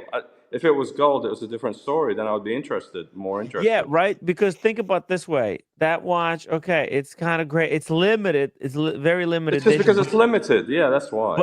But look at this. You can get a fucking Pilot. Yeah. Yeah, you can get a pilot. So it's got the same numerals, Same face, basically. same face, but it's got an extra 2 complications. It's got a date and the fucking GMT, and I believe this is white gold. Let me just check. Yeah, it is white gold. Yeah, it is white gold. But what's annoying about this piece is got those damn 2 crowns on the side. Yes. Kind of make the watch kind of ugly. Horns. It looks like a Shrek. The Shrek horns. But when I looked it up and saw that they were selling for around 40 grand, 42 used, I was saying, shit, this is a good deal. But fuck, being stainless steel, it put me off. I don't know why. Yeah, it's kind of Patek and these brands. They really hyped up the steel. Steel became super popular because there's fewer. By the way, shout out to username Mickey. Better off buying the Heritage Seamaster 300 with sandwich style and lollipop hand. Yeah, that's I a good agree. one. It's a Very great good point. watch. They Shout do out to that Mickey. in bronze gold, And but that's with the hand, was it not with the spare second hand on that one. What happened was, Mike, I'll tell you exactly why steel became so coveted, okay? Back in the day, around 2018, maybe 19, okay? Okay. There was a Patek Philippe perpetual calendar. There was only 5 of them made in the world. And it sold on an auction for like $5 million. Ooh, wow. Yeah, exactly. Because of that particular model, it was some kind of a super significant reference. And that model, there was only 5 steel that were made in the world. And then there was like 100 made in yellow gold, 100 in rose gold, and 100, so like, and what happened was it created this kind Massive of thing, hype. massive hype for steel in people's minds, because people realized, and then what happened was watchmakers then leaned into that exclusivity. They would then go on and follow that strategy of, hey, when we make a watch model, we'll do like 20 yellow gold, 20 rose gold, 20 platinum, and then like 5 of steel. Yeah. Because like steel it's like it's reverse psychology basically. So right? how much do you think it was selling for in 2017 when they released it? They only made 600 of these pieces, these New York edition. Oh, I bet this was going above retail. Even back then in 2017. Yeah. I bet when it came out, actually, a lot of these pieces were going above retail because at the same time they made this one 6007 around that time. Believe it, A. Yeah, let's see. Yeah, it's the whoa. 5522A. This one, you see this one? Yeah. They made this Calatrava. This is steel, I believe, as well. Let me just check. Yeah, you see, this is steel. Patek literally paid for their new facility with this single watch. Okay, Wow. they released this watch in steel during the steel hype, and this was a limited edition. See on the back, it says new manufactured 2019. That's when the hype for steel kind of started. So I'm kind of right. I think 2018, that's when the big auction happened. And then, boom, they made this steel watch and it went ballistic, man. This watch, dude, I think Tim G may have had this watch. Because this thing went so crazy. People, this was selling for 100,000 at that time. And now they made the white gold versions of it. As you can see, they released the Auto Zone. Get in the zone, the Auto Zone, to kind of follow up the trend. But look at this. They're all look. There's still some right here. Look, 111,000. Wow. Yeah, it's completely batshit crazy. But How many this pieces? How many pieces did they make of this one? Let me check because it was like a limited production. Let's see, Attack. Let's see. So you think I made a mistake not buying it? No, look, Although, I although think I you didn't didn't make like a it. mistake. I No, didn't no, no. I mean, I'm not. See, the thing too with me, Yeah. I'm not looking to buy it to flip it. Yeah, Also, I just didn't like the look of it, to be honest with you. And then exactly. Good. That's I didn't then like. you did the right decision. The right And decision. being stainless steel, it kind of turned me off, to be honest with you. I mean, if it's I like stainless steel, but then that's me. But you don't like it, then you made the right decision. You didn't get it for the right reasons. Well, it's not like I don't like stainless steel. I mean, it's okay. I just thought it just didn't justify the price, even though 32,000 was a good price, of course, and it was unworn. It was new. It just didn't. I don't know. Aesthetically, it didn't please me, to be honest with you, to the eye. Yeah. So it won't be too long before you find your next watch. Like you have this habit of getting these baller watches. Mickey, $10 super chat. Time to join a watch buyers anonymous group. Quartz Cartier, Panerai for free booze. 2 new ones worth unboxing. Should I go on? Not worth. We will make a bumper sticker. I know, Tim. Yeah, I know. Watch buyers anonymous. Yes, I knew. Oh, look, I bought these watches with the sole intent of making a video and getting rid of them as soon as possible. But now I'm reading this article over here. This article. This one right here about this watch, and I'm thinking, whoa, maybe I should keep these fuckers. Never know. Maybe I could. I don't know. I've got all sorts of mentally batshit crazy ideas going through my head right now. So, guys, 8 more $10 super chats. I'm gonna unbox 2 watches that will make you go, what the fuck is wrong with you, Tim? Are you insane? Do you actually need to go to a psychiatrist? Were people right when they said Tim is fucking mental? Yep. So, yeah, we'll see. Get this, Mike. They made 1,000 of these. Oh, no shit. Oh, yo, dude, 1,000. Okay, what? And they were these were actually so difficult to make at that. To buy, they were going for 28,351. Well, you know what it looks like? It looks like the one they recently came out with a couple of years ago with that. It looked like what's they call it? The AutoZone. The colorful one. Yeah, they've got like a yellow, a red one, and a blue one variation. Carbon fiber, looks like carbon fiber. You know the one I'm talking about? I called them the AutoZone. I gave them nicknames. You can pick those up for like about 32, 33 new. No, you can get them for even cheaper. I've seen them for like 25. Cheaper. That low? Yeah. But that's used. It's not new. No, like, kind of almost new. I mean, in good shape, yeah. Yeah. Like, because the Patek AD was trying to pawn off a yellow one on me, and I said, no, I'm not interested. Oh, the yellow ones, I think I saw for 22. Yeah. Well, the yellow one, new at the AD, they're like about $39,000, and I said, no, thanks. So they were trying to sell one to me. Let's check here. Patek for sale. There's one for 28. I don't think they go that low. 529. No, I've seen them super cheap. On Moda. You know, they were hot at first when they first came out. They were selling way above MSRP when they first came out. These I do remember, but and then for a couple of days, and then they sank like a rock. Yes. They just tanked into on Chrono 24. Oh, look, there's yellow one for 28. There's one for 25. Look at that. That's the yellow one. Yeah. For 25. Terrible pictures. Terrible. Somebody is using a potato to take these pictures. Fucking hell. But yeah, look, this is the one that started the hype. Patek, think about it. Let's do the math, okay? Let's do the math. And actually, Tim, all those are white gold too. The new versions. Those are white gold, yeah, for 41,000. Yeah.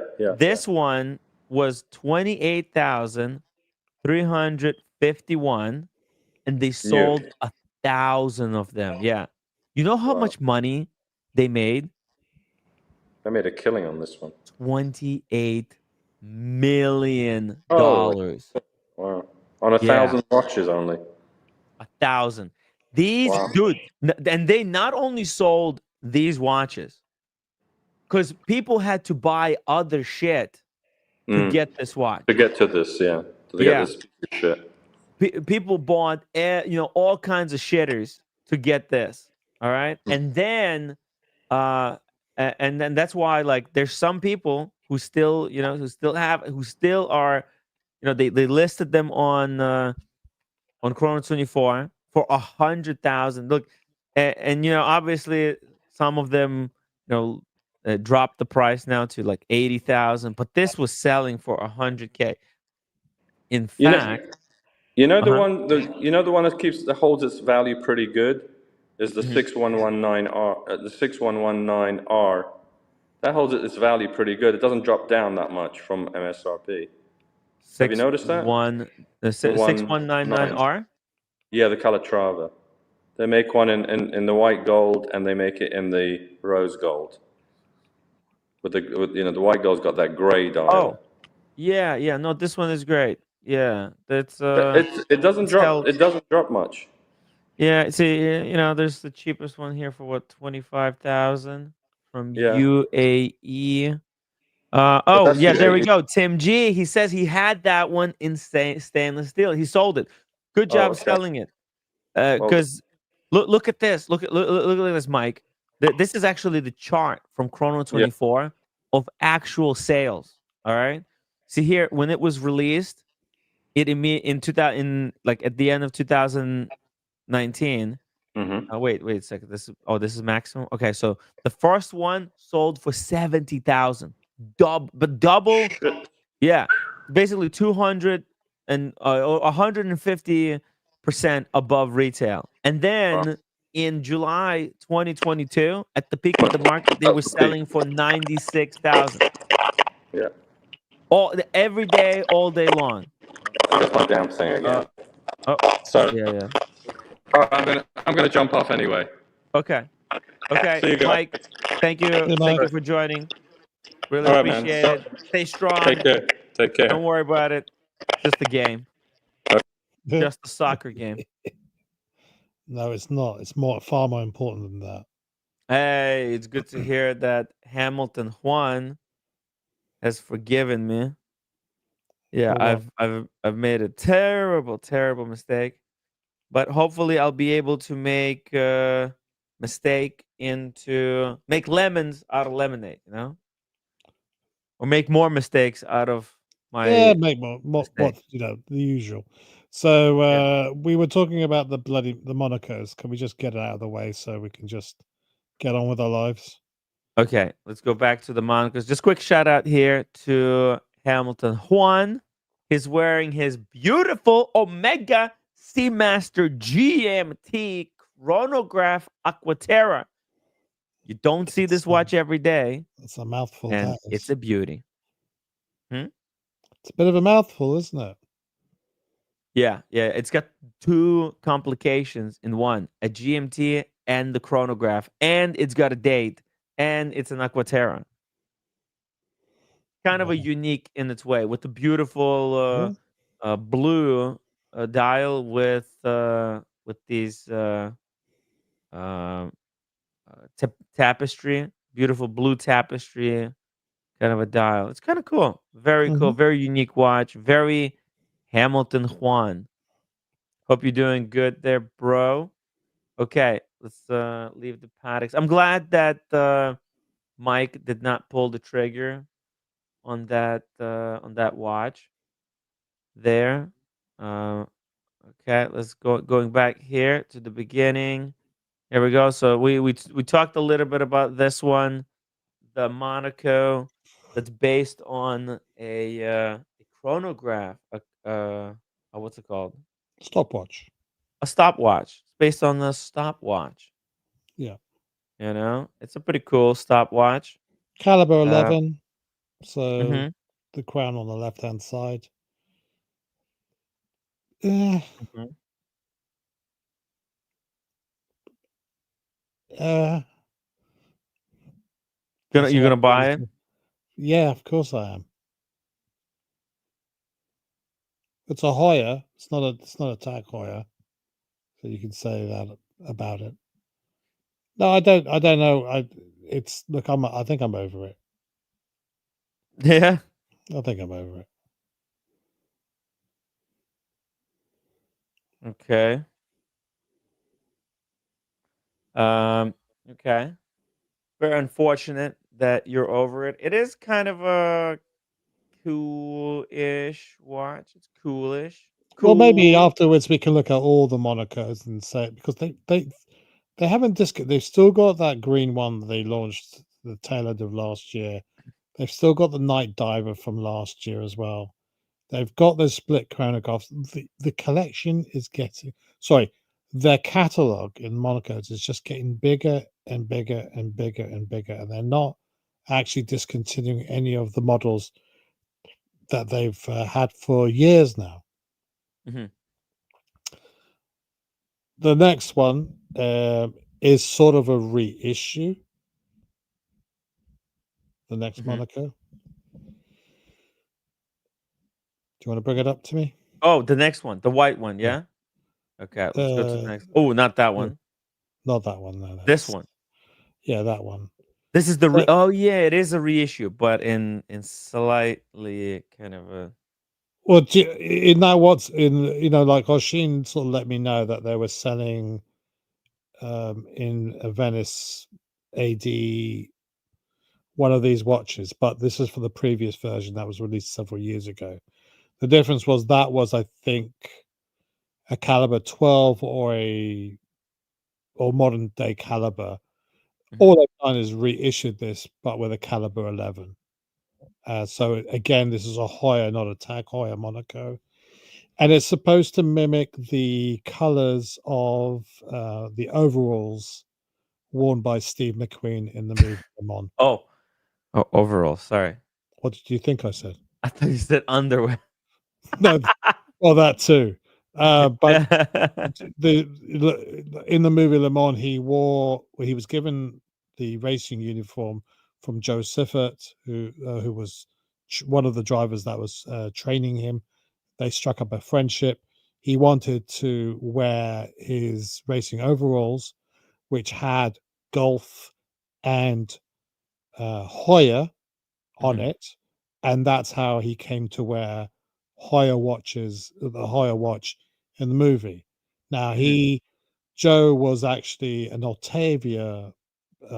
He sported an Octavia, but the Octavia and the Carreras were so popular at that time, they couldn't find enough of them for the movie. But they had a whole box full of Monacos, and they Mhm. needed at least 3 of them for the purposes of the movie. And Steve McQueen thought it was strange enough, like it would definitely stick out. I mean, it had 23 minutes of screen time in the movie. It's like it had a huge screening. It didn't do enough to save the Monaco because it ceased production 6 years after its introduction, so from 1969 to 1975. But 20 years later on, having been purchased by LVMH, or after the merger with TAG, and then after it was purchased by LVMH in 98 or 99, they decided to bring back the Monaco. And they are just been churning out these sort of heritage pieces. Now, I don't think they ever produced this colorway in the original era of the Monaco, the 69 to 79, 75 era. It's it's a bit of a stretch. Let's produce it in the colors of the overall that Steve McQueen wore in the movie. But the watch that he wore in the movie was not this color. It was the blue dialed caliber 11 that we all know and love. So again, not something that would interest me, to be honest. Yeah, I'm also not a fan because this is kind of a where design becomes too on the nose. Yeah. Okay. Right? It's so obvious. Like literally they have a golf logo on the dial. They got the same stripes that the Steve McQueen had on his overalls. It's so cheesy. It's Well, so it's not unusual obvious. for, but it wasn't unusual for watches in the 70s and 80s to be co-branded. You know, they would make a run of watches. Watchmakers would make them, and they would have the name of the company that they are making them for. So it's not back in those days. It's not. It wasn't unusual. But yeah, I Mhm. know. I know. But it's not. It's not as if they ever released it back in the day. This is just. This is a commemorative piece, not an homage, not a reissue. Although this design has been around before. Mhm. Yeah, they've done it before. Was it the slightly different? It was a blue dial before, right? Oh well, they still have the Golf blue dial, but the Golf with the white dial was a few years ago as well, about 5 years ago. Oh, so it's If like you a look in the re-release? if you look in the WhatsApp group, the Who Needs a Drink, Mhm. Oshin posted a picture of something that looked very similar to that, and I just pinged Mhm. it back to the top of that Who Needs a Drink WhatsApp group. Let's see here. Oh, And I said at the time, May 2nd. I said, I bet you they're going to be releasing something similar to this Oh, this because year. it's like the Monaco It's the right now Monaco is Grand like Prix. what the Monaco is going on, so they're Yeah, they okay, okay, always. here we go. Yeah, Here we go. So this is the original one. So this is the new one right here, this is the and new this is the This is the old Caliber one. one, Caliber 11. Yeah, Mhm. And and this is that the was the old one. one. That was the old one. Yeah.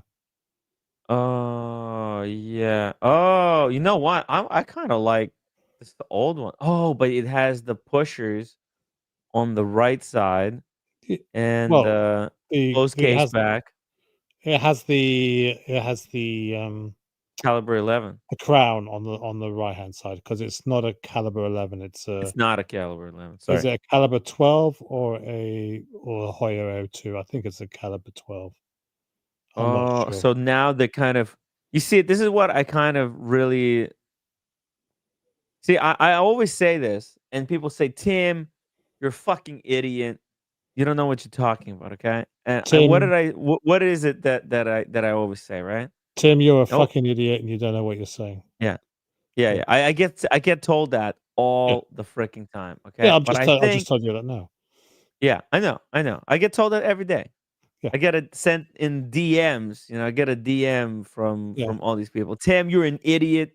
You don't know what you're talking about. Well, Apparently, your everyone is so smart. parents Look, I parents never said I'm a smart guy. I never said I'm a genius. parents can be cruel. What can I Yeah. say?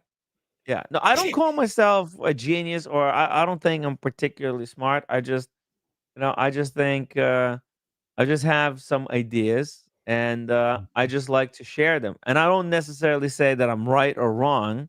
Yeah. I'm just, I have certain opinions and I see certain patterns and I'm not just making shit up. Like it's like it's based on my experience, kind of paying attention to the the wristwatch hobby for many years and kind of understanding patterns in how these guys uh, structure their businesses. Okay. So Mhm. look at this. Look what's going on here. You see these sons of bitches when they released that golf model that Oshin is holding.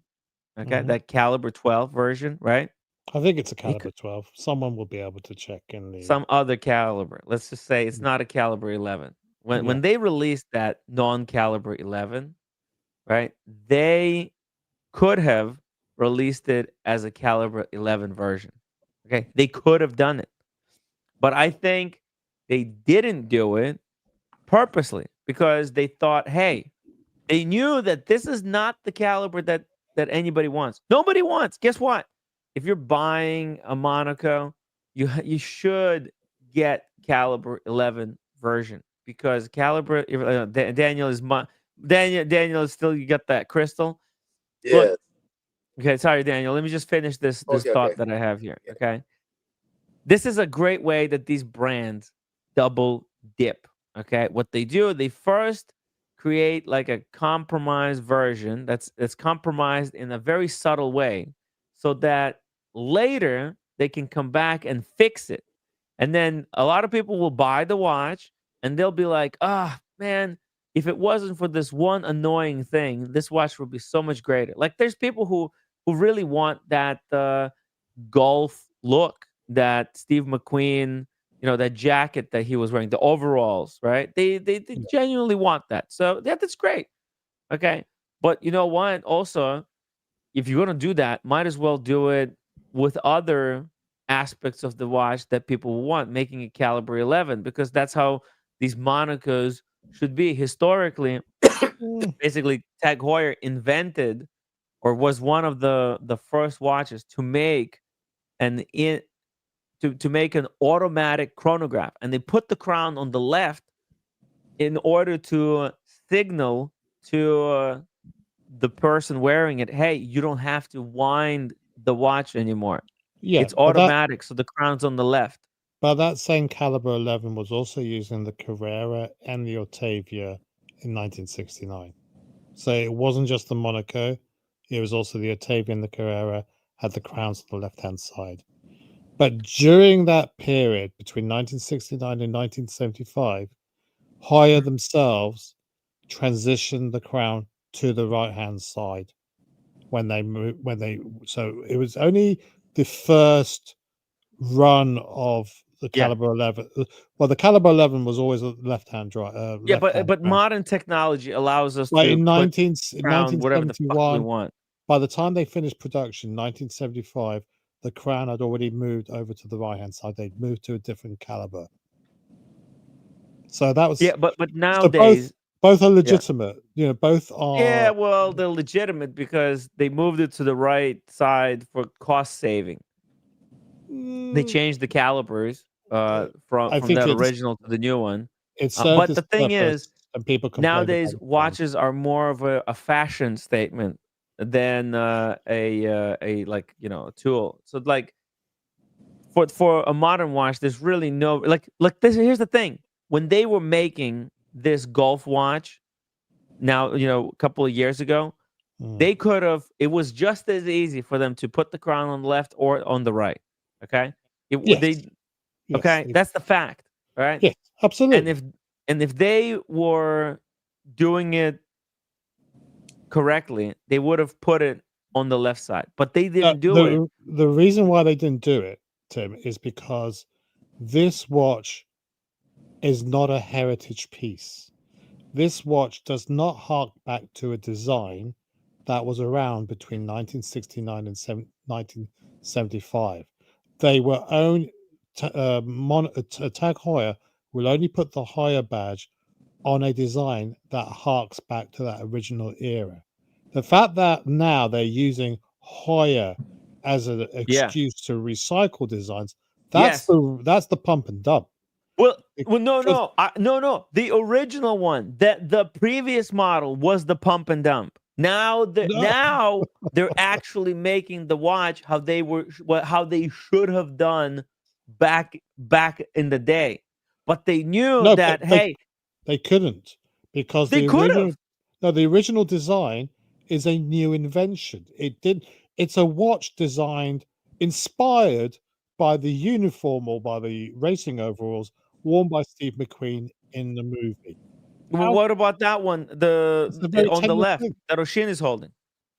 That's what they brought out. That's why it was a Tag Heuer and not a Heuer, because it was a reimagining, or rather, shall we say, a design influenced by the Le Mans movie. They didn't want to It's go not. all the It way. wasn't. That's the thing. Because these two watches are identical, in my opinion. These two watches are identical. Well, right? there are some other differences. The sub registries are reversed. They're not white. They're black.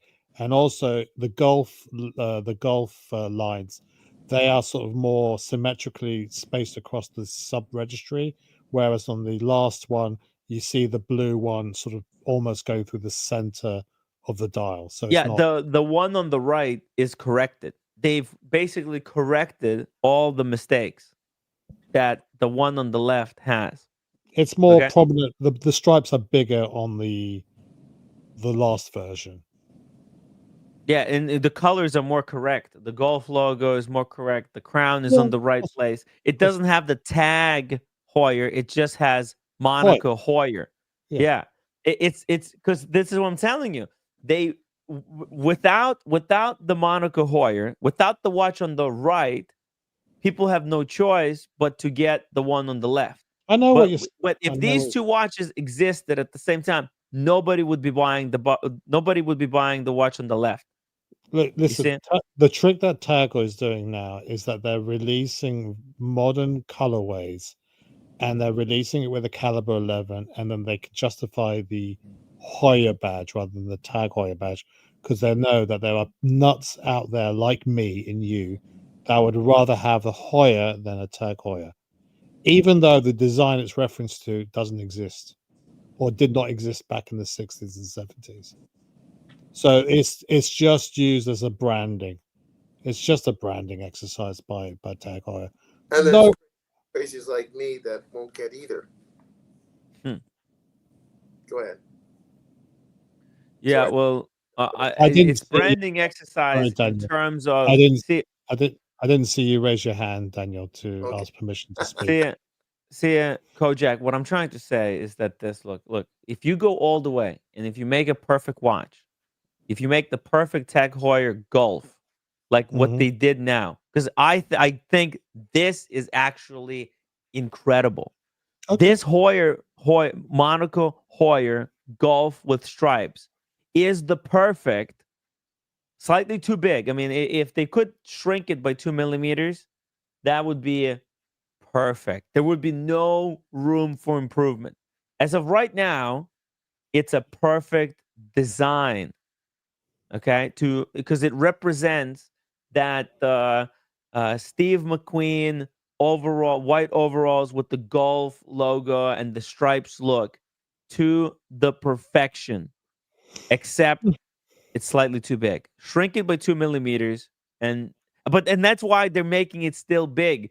They can shrink it. They have the ability. You can see how small the movement is, okay, compared to the case. And you can see how in the dial here, there's room for shrinkage. They're not limited by their production capacity. It's not that they can't make it smaller. They're refusing to do it on purpose. Yeah, the Heuer 2 movement fits in the glass box, which is 39 mil. Yeah, watch this. In the next 2 to 3 years, they're going to shrink this by 2 millimeters. But what they'll do, they'll shrink it by 2 millimeters, and then you know what they're gonna do? They're gonna release it like this. They're gonna release a compromised version. They'll put the crown, they'll put the pushers and the crown on the right, and they'll make it smaller, right? And then 2 or 3 years later, they'll make everybody buy the smaller version with the crown and pushers in the wrong position, and then 3 years later they'll fix it. They'll put finally the crown on the left side where it's supposed to be. And they'll string us along. This is how these brands, they're very clever. They are not going to sell you the watch that you want, the perfect watch that they can make. They'll first string you along, make these all kinds of compromised versions until they have no excuses. There's no more room, and they have to make that perfect watch that everybody wants. I don't know. Hey, Daniel Katz, welcome back to the show. What do you think about this new Monaco? I was only partially listening to it because I just don't give a. I really. There's a history here. I guess I was only partially listening, but it was Heuer before it was TAG Heuer. Do I have that right, or I don't even have that right? It was Heuer, and there was TAG. Those are two different brands. Right, and they joined together for a while or something, or they did not. You're covering both bases there. Yeah. There was originally Heuer, then they got taken over by TAG. Became TAG Heuer. The TAG Heuer still exists to this day. It was bought out by LVMH in the late 80s, early 90s, and they still they will only pump out Heuer watches if they are heritage models.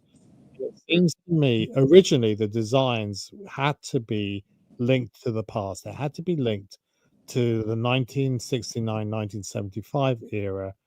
But now what they're doing is just saying we're going to slap a caliber 11 in it because the crown's on the left hand side, and that means we can just use Heuer branding on it and just do a cash grab. Oh, I see. Okay. So me and Tim are slightly different, because I bought the Dark Lord, which is a 1975, which was a design from 1975. It was the original one that had the crown on the right hand side. So when they reimagined it with the and they used the Hoyo 2 movement in it, they reimagined it so it wasn't an exact replica. They decided to call it a TAG Heuer, much as I would have loved them to have called it a Hoyo 2, because they said it's just too different from the 1975 version. Okay, fine, I'll give you that. But the modern day Dark Lord has far more connection to the past than basing this watch on the overalls worn by a movie star in a fictional movie called Le Mans.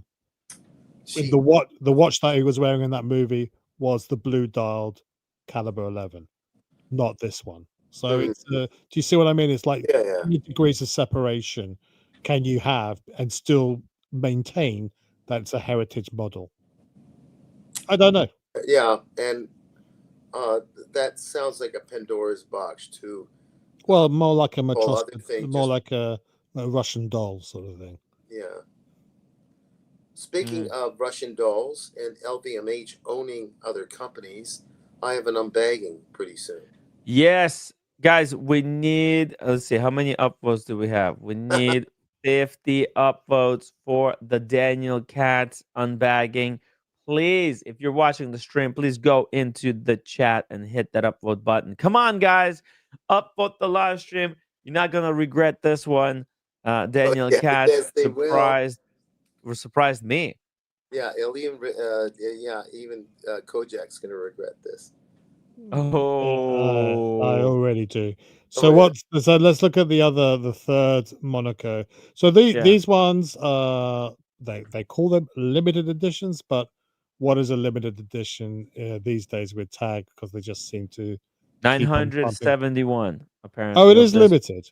Yeah. Okay. All right. 971. But if they sell all 971, they'll make another 971. Well, they'll have a little tweak to the design to justify it, but then all watch companies do that. So then there's the third Monaco.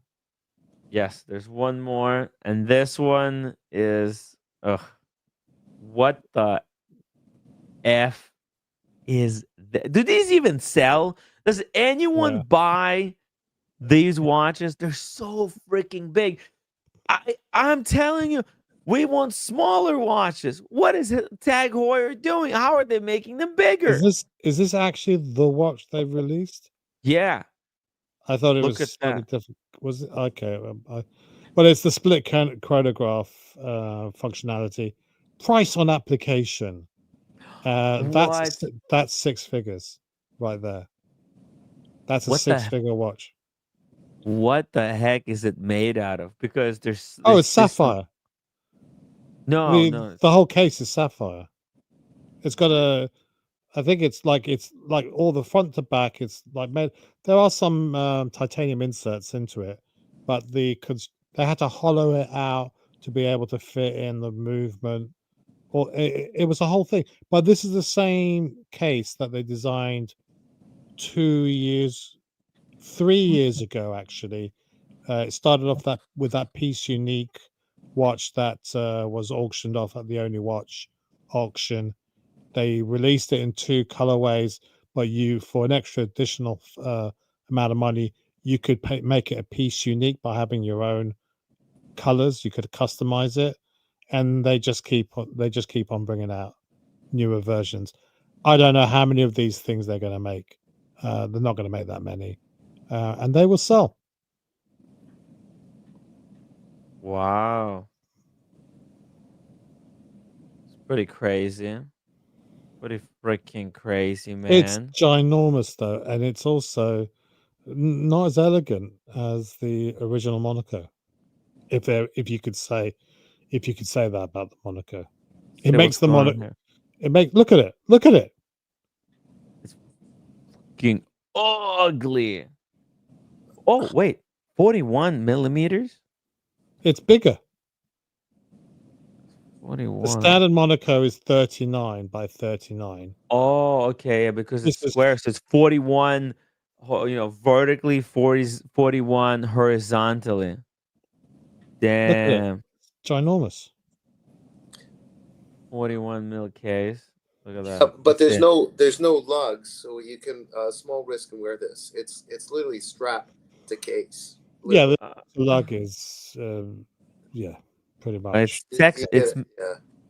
okay. You know what? Hold on. Tag Heuers split seconds. Let's see how small hands can wear it. Let me just Google this for you, young gentleman here. They used to make Monacos which were smaller. Mm-hmm. 37 by 37 or 36 by 36. They were lady Monacos for ladies. Aw, for ladies. For ladies. But they ceased production and they've been asked would they bring it back, and they said no. Fat chance. Fat chance. Oh no. Oh, There's there's the Mr. Wonderful edition. As you can see, just- Mr. Wonderful got a opportunity to get a first look on the one with the red strap. Look at that. 135,000 Swiss francs. 135,000. Did he try to put it on? Probably not, because they're too big. Okay, so not in this video. Let me see. Let me see another one. Okay, here we go. Here's another video. I think this guy. Let's see. What is CEO of TAG? That's the CEO of TAG. He's showing the split second chronograph there. Yeah, that came out a few months Wow. ago, maybe 4 or 5 months ago, I think. Mm-hmm. That sapphire open case back looks kind of nice because Oh yeah, it like opens it up really, really well. But the problem is this it's too big. 41 by 41. No, he's not going to put it on either. Okay, you see it? This is the problem. They're I've tried it. hiding the I've tried true that. sign. I've tried one. I tried the red one on Oh yeah? How when was it it? came out. There it is. There it is. Well, What do you think? It's big. yeah, What do you as long think, as Daniel? as long as you didn't look like Mr. Wonderful, okay? Look at that. Look at the case profile. It's thick too. It's not like Well, it's a really skinny watch. It's a very fat one. I like Fat. the strap is not hugging properly somehow. What's going on? But I like the strap though, but it's not hugging. it's a hybrid strap, so Oh, it's leather on the inside and rubber on the outside. Mm. Mm. Mm. Okay, guys, if we get to 45 upvotes, okay, I'm gonna reduce the number of upvotes required because I forgot begging people for upvotes, and we didn't do it early. So we're actually already at 38 upvotes. how do We you like? only need like 7. Come on, guys! You could be responsible for this unbagging. It's gonna blow your No, it won't. gasket, guys. Let's not overkill this. No, I think it's going to be very impressive. People will be shocked to see what you have to show, Daniel. Shocking. It is shocking. It's Shell shocking. Show. Yeah. It is impressive. Don't get me wrong. The feat of engineering to Mhm. get this sort of split chronograph in there. Rancher No, it Pond. doesn't take that much effort, man. Movements are made every single day. Split second chronograph movements are made, dude. There's there is a split second here. Look, Chrono 24. Split second. Let's see. Split Richard Mille, Patek Philippe, Chopard. Here, Chopard makes a split second chronograph for 6,000, and it's way, it's also thick, but it's Chopard and it's 6 grand. I mean, you can't tell me that. Oh, it's so difficult. It's who can make a split second chronograph? Split seconds chronograph. Let's do it again. Here, Okay, Patek Philippe. Here, dude. Patek Philippe. You can get a split-second chronograph, Patek Philippe, for 157,000. Why would I pay 157,000 for a TAG Heuer split-second monster when you can get a Patrick Philippe, a Grand Classique? Think Mm. about it, man. Well, I wasn't gonna buy the Monaco anyway, so No, I know. Thank God. no, But there's I'm no just way. saying, dude, there's a split-second Kronos Aviator. Look. Kronos Aviator split seconds. Mm. Some bullshit watch for 475. You can't tell me, oh, it's a feat of engineering. How did they do it? Takes a genius. Man, AI probably did it for them. Let's be honest. Look.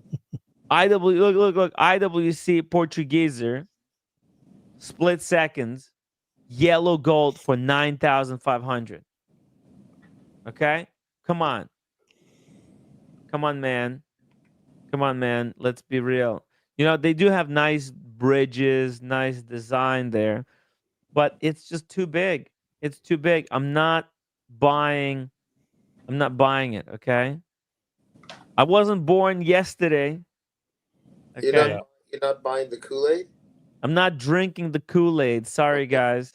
All I'm right. not gonna drink the Kool-Aid over here But on this look, Monaco. it is cool. It's just like Yeah. it's not 150. It's not $140,000 worth of cool. Yeah, it's cool, but it's not Eid. It's not. It's not for me. So, but if you go back to their website, let's see how many Monacos they now have in their lineup, just to satisfy my Oh curiosity. yeah, I had it pulled up here. Here, check this out. It's right here. Go back. Look at this. This is all the different Monacos here. 3, 6, 9, 11. In the UK, there are more. Oh, yeah, there's probably more. Oh, there's also a button to view all. Yeah, Okay, there you there's go. even more. 1, Oh my. 2, 3, 4, 5, 6, 7, 8, 9, 10, 11, 12, 13, 14, 15, 16, 17, 18, 19. Get the 19. fuck out of here. You mean they stopped at 19? They couldn't get to 20? I think they have discontinued some models, or some models sold out, and Right. that's why they took it off the website. They make 1,000 pieces, and then Okay, look, some of them are got like this the same watch, but it has a bracelet rather than a leather strap. Okay, you can discount that, but still, 18 different color, different designs in one. It's just too much. yeah, This is what is really sort of what. No, I'm done with Monacos. I'll have one. I want one, maybe two, but no, I don't need. I don't need all the variations. exactly.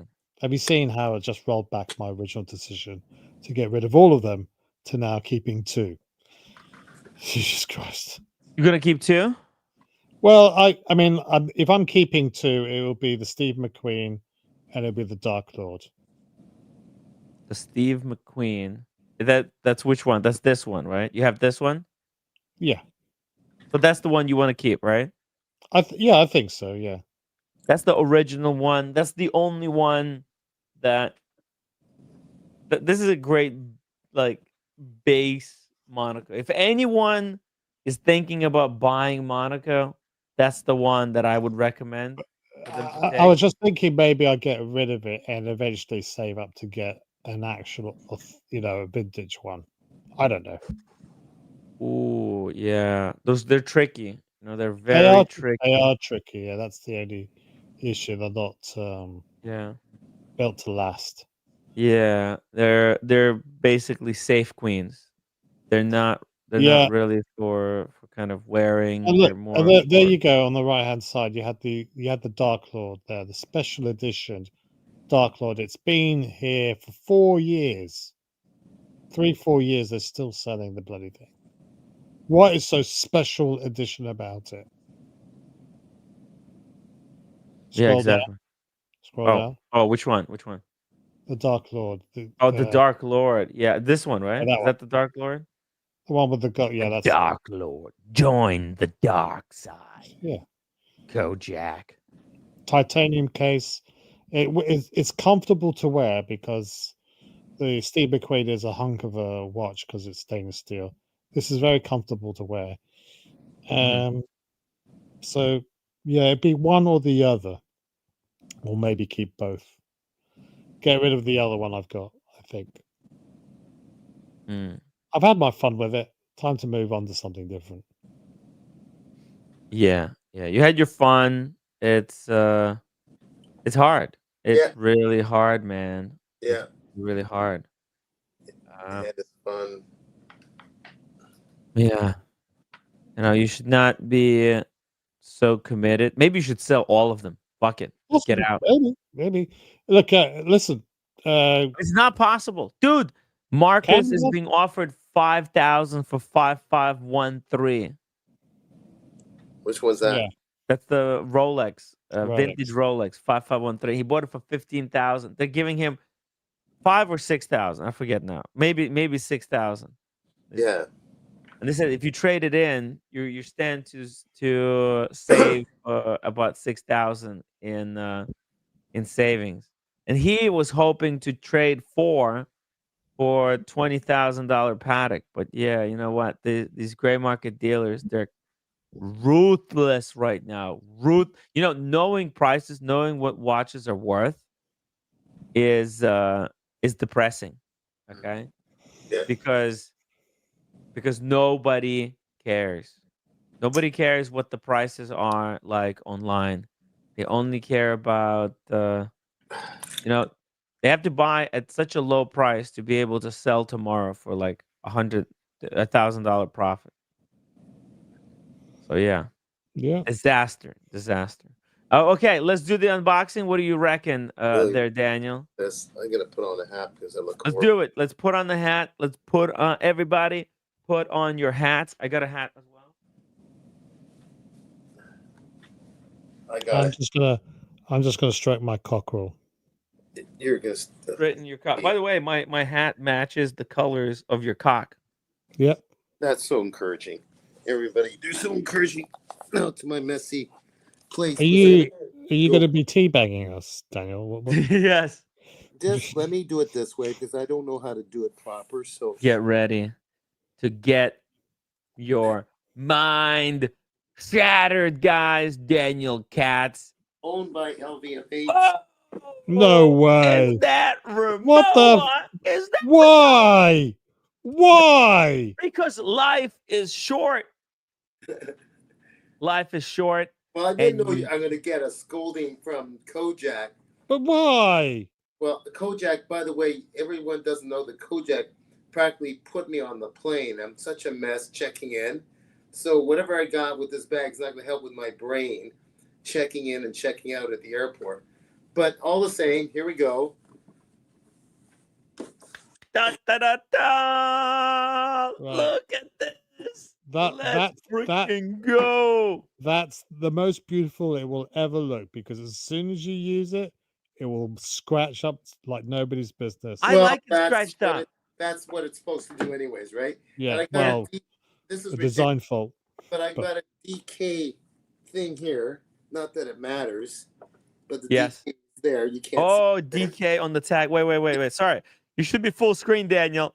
My apologies. Okay. You should have been full screen. Daniel got his tag embroidered with the DK in blue. Yeah, it's just a match. Just accept it because you can't see it here. It's there. It's right there. You can barely see it, okay? How do you pronounce that? It's beautiful. Is it Dick? DK. You know what, Kojak? I know where your heart is. You can say what you want. Fuck it, you know. All right. And this has got the nice handle. Oh, yeah. Let's see the handle. Oh, you got the one with the nice handle. Yes, he did. Yeah, okay. With leather handles, baby. It's $1,000 fucking suitcase. Yeah, but he sold his Explorer 1, so he's cashed up. Here. Now, this, of course, you you know, Oh! you see like this. Oh my God. It's very now. Let's see what's inside. Ooh, let's see what's inside. No. If it's Daniela's outfit, I'm out. That's it. I'm not. Okay, so we take this down here. We're almost over the presentation. Okay, so Okay. okay. Look at Daniel. How Oh, excited! you Look found how out the code. excited he. Oh my Oh God! It's the my goodness, freaking what's dolls. inside? Uh-oh. What's there? What do No, we that's got? it. Hey, No, we got the no, kids. no. That's it. No, you've gone too far. You've gone too far. Oh. Congratulations, And that's Daniel. what it looks like. Okay. Wheel it in health. It's very simple, right? Yeah. It's just got those covers that you Right. cinch. And then I bury the kids when I'm tired of them. Boom. I thought those dolls were for your nieces. I got better ones, and they've got them now. 2 sets of dolls. My grandnieces, they have 2 sets of dolls, way better than this. This I got from Astuna, Italy. I was so happy about getting these made in it from Italy, and then I look at the labels, made in China. So whatever, you know. And it was getting unraveled already. Okay. That's why I decided to keep them. So you, from what Dr. Bob is saying, the choice you made on that case includes the metal rather than the plastic hinges or zippers. What's the name of the stuff that your roommate wanted me to get, Tim? Okay, so microfiber, or what's it called? What's the material? So let me explain. Let me show you a very quick demonstration from the website, okay? So everybody understands. Rimowa has basically 3 types of luggage, okay? Okay.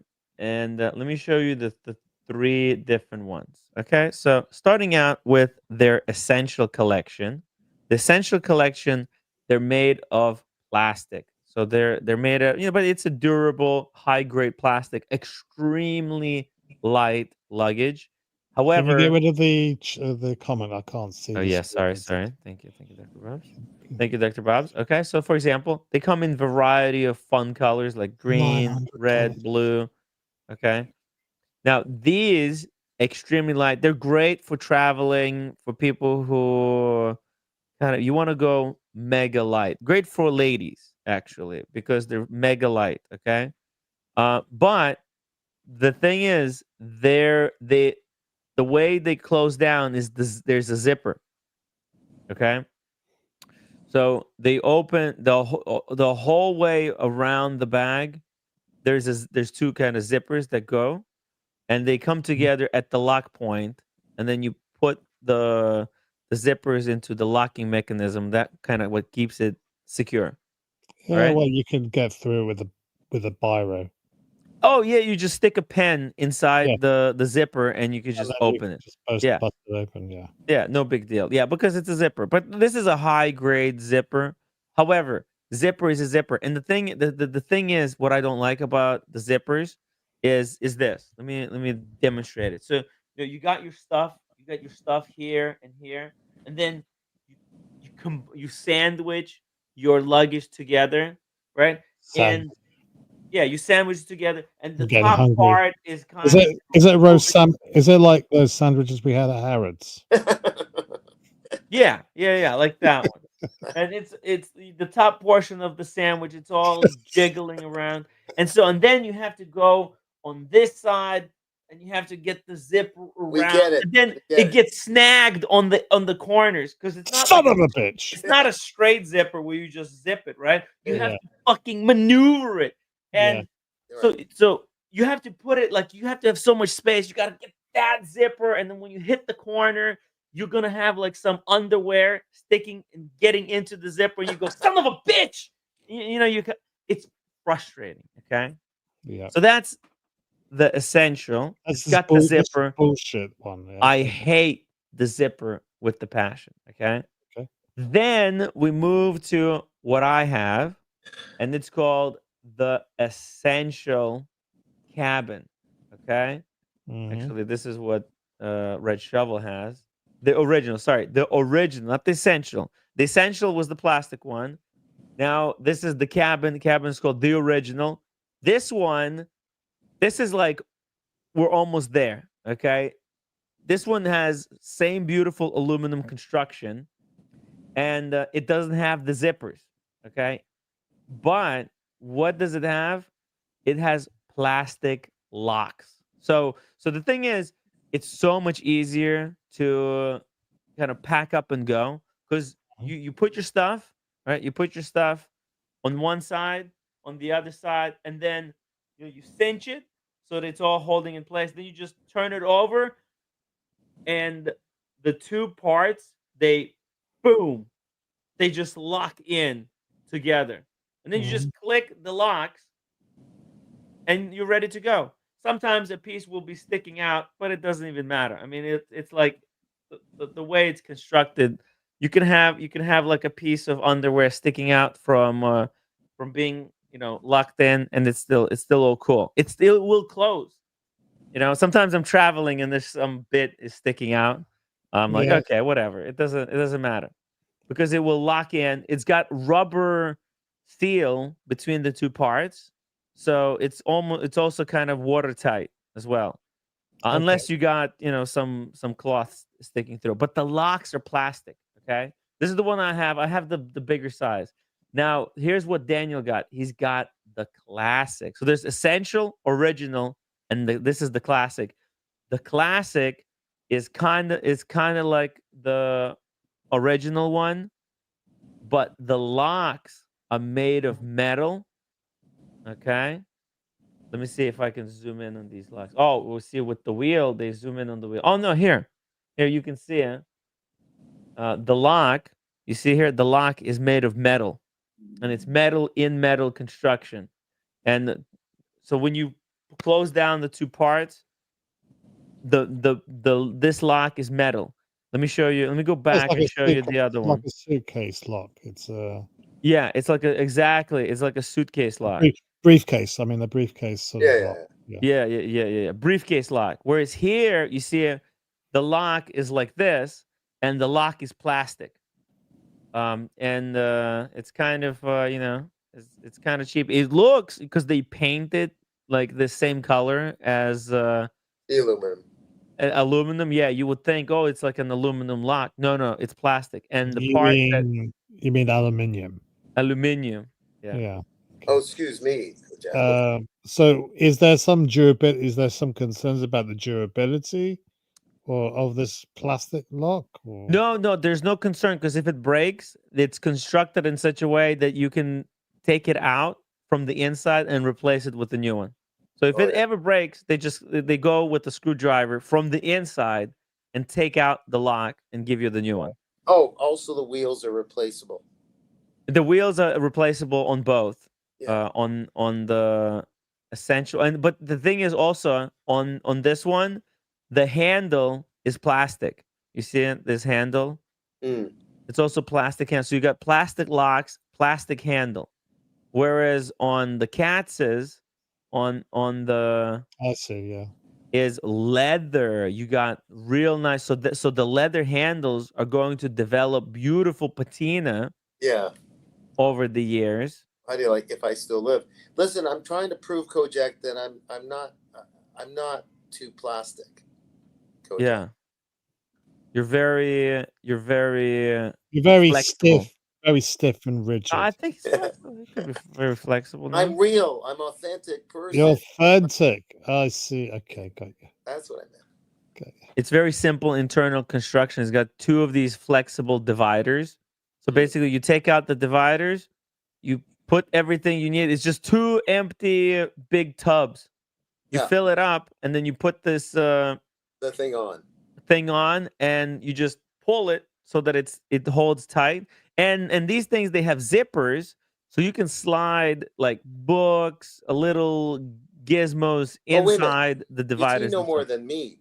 Once you put the clothes under, then you put the tops on, and then you pull what? I don't know. You pull the top one. You pull the Because top one. top one has A thing?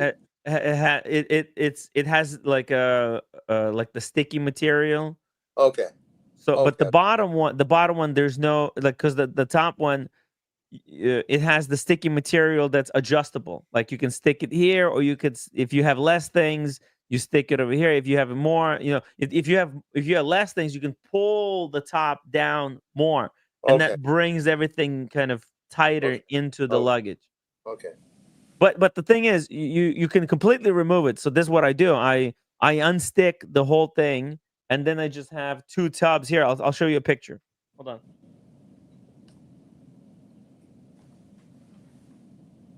We're getting a real lesson there, huh? Yeah, this is I Kojik's about to go sleepy bobo with this stuff. Oh yeah, so. yeah. Well, we'll tell him. But We'll tell him. so well, congratulations. Yeah, yes. Wheel it in health. I We own good what health. does one say to someone that has spent a fortune on a Yes. suitcase? Yeah, no. So It's check like this out. it always amazes me when people buy expensive wallets and yet they don't have 2 farthings to rub Yeah, together that's to right. put in the wallet. So, but listen, what you can do, Daniel, is you Yeah. can split the cost. You can have one half for your clothes, the other half for your colleague Daniela Katz. Right, So that's true. yeah, That's true. so, and you can sit down and you can make sure that they never touch each other, so they Yeah. can't be accused of any impropriety. Of course, impropriety. Yes. Look how neat Tim is here. So organized, right? Yes. Very Yeah. Yeah. And look at those Calvin Klein extra large underwear there he's got there. So Yes. because So he's there you so go. As you fat. can see, this is how I'm packing right now for Oh, Hawaii. As you can see, you're packing all right, mate. You're packing. oh, I'm so far off. I Oh, haven't packed everything yet. I am really behind on my packing. That's why I'm gonna be wrapping up the stream, probably in the next, half hour. Because I have to go and finish the packing, and I have to make some pictures, edit some pictures there. I think I'm gonna be editing lots of pictures on the flight itself because it's gonna be sure. a freaking long flight. I've been on the flight to Hawaii. It's not that bad. It's not that long. Well, it's long, but you can distract yourself with things to do. Yeah, So and walking I'm around. bringing laptop. Yeah, and if you're doing the work plus dozing off, you're good. Yeah. It's a few hours longer than you're used to, but hell, I went to the Mideast on the flight, and you work it out. How long is the flight? So why? Well, it's like to San Francisco was 6, and we're talking double, so probably 10, 12 hours. To Hawaii. Well, it's 3 time zones after. Yeah. Wow. Wait Let's a see. minute. Wait a minute. Hawaii's 3 hours past California, isn't it, or is it longer? Yeah. So Well, here. How long is the flight from Hawaii to 5. NYC? You're off. 5 goes. Non-stop, it's 10 hours, 35 minutes. Oh, it is. Oh, it is. Whoa! Didn't realize. Yeah. Yeah, Right? that's further out than I thought. Okay, but it's still not bad. I did 14 hours flight. Mhm.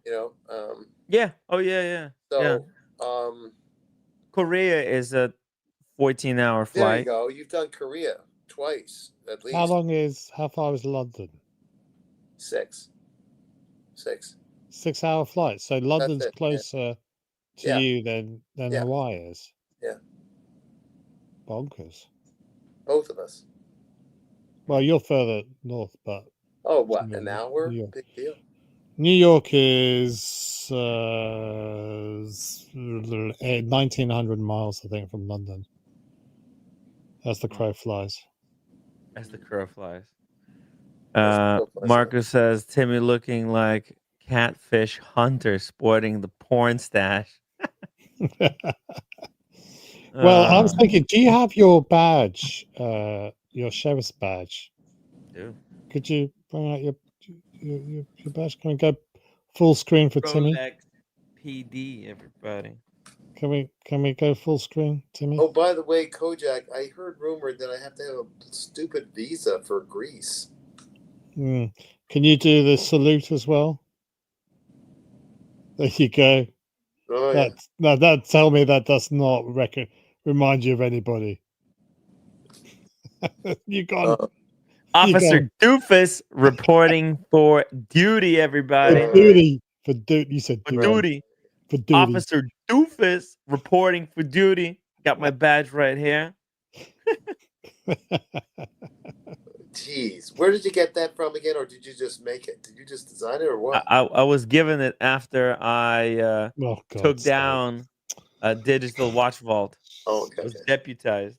You just can't help yourself, can you? No. There's nothing. Well, you asked me to bring it up. What The do you badge, mean? I not wasn't.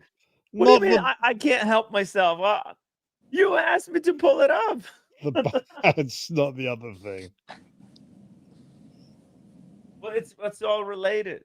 I got it after the takedown.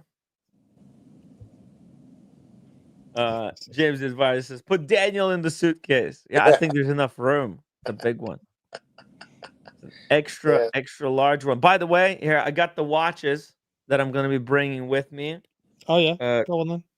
Yep, here we go. Well, Tim, why do you have to bring any? You're just going with the family. I know, but I'm going to try to also film some content. Oh, I see. So I'm going to be bringing my GMTs, all 3 GMTs, the Pepsi, the Explorer, and the left-hand drive. Just enough to get all stolen. And the Maldives. I'll be because we're going to be going on the beach and stuff. So I figured, hey, perfect opportunity to bust out a holiday watch. And when you're wearing that, it'd be a perfect opportunity for someone to break into your hotel room and get all the nice watches. Exactly. You're very thoughtful. You're very thoughtful. Yes. I think of everything. Speaking of thinking of everything, what's happening this so you're going to be streaming, you're going to be doing a show on Sunday, or I'll be putting it on pause, or what's going on? No, hey, do you want to help out? I will be I think I could do a stream on cuz we're leaving on Saturday, right? We're leaving on Saturday and we'll be arriving on Saturday as well. Okay. So we'll be settled into the hotel room. So the next day, the day 1 of the vacation, I'll probably be up, I'll get some rest, I'll wake up and I could possibly I'm thinking to do the Sunday stream 3 hours early than usual. What do you think? Like, because it'll be like an 8 o'clock. I don't know yet, because like I'm just in my mind. I'm thinking you're there. You've been invited as a guest with the family.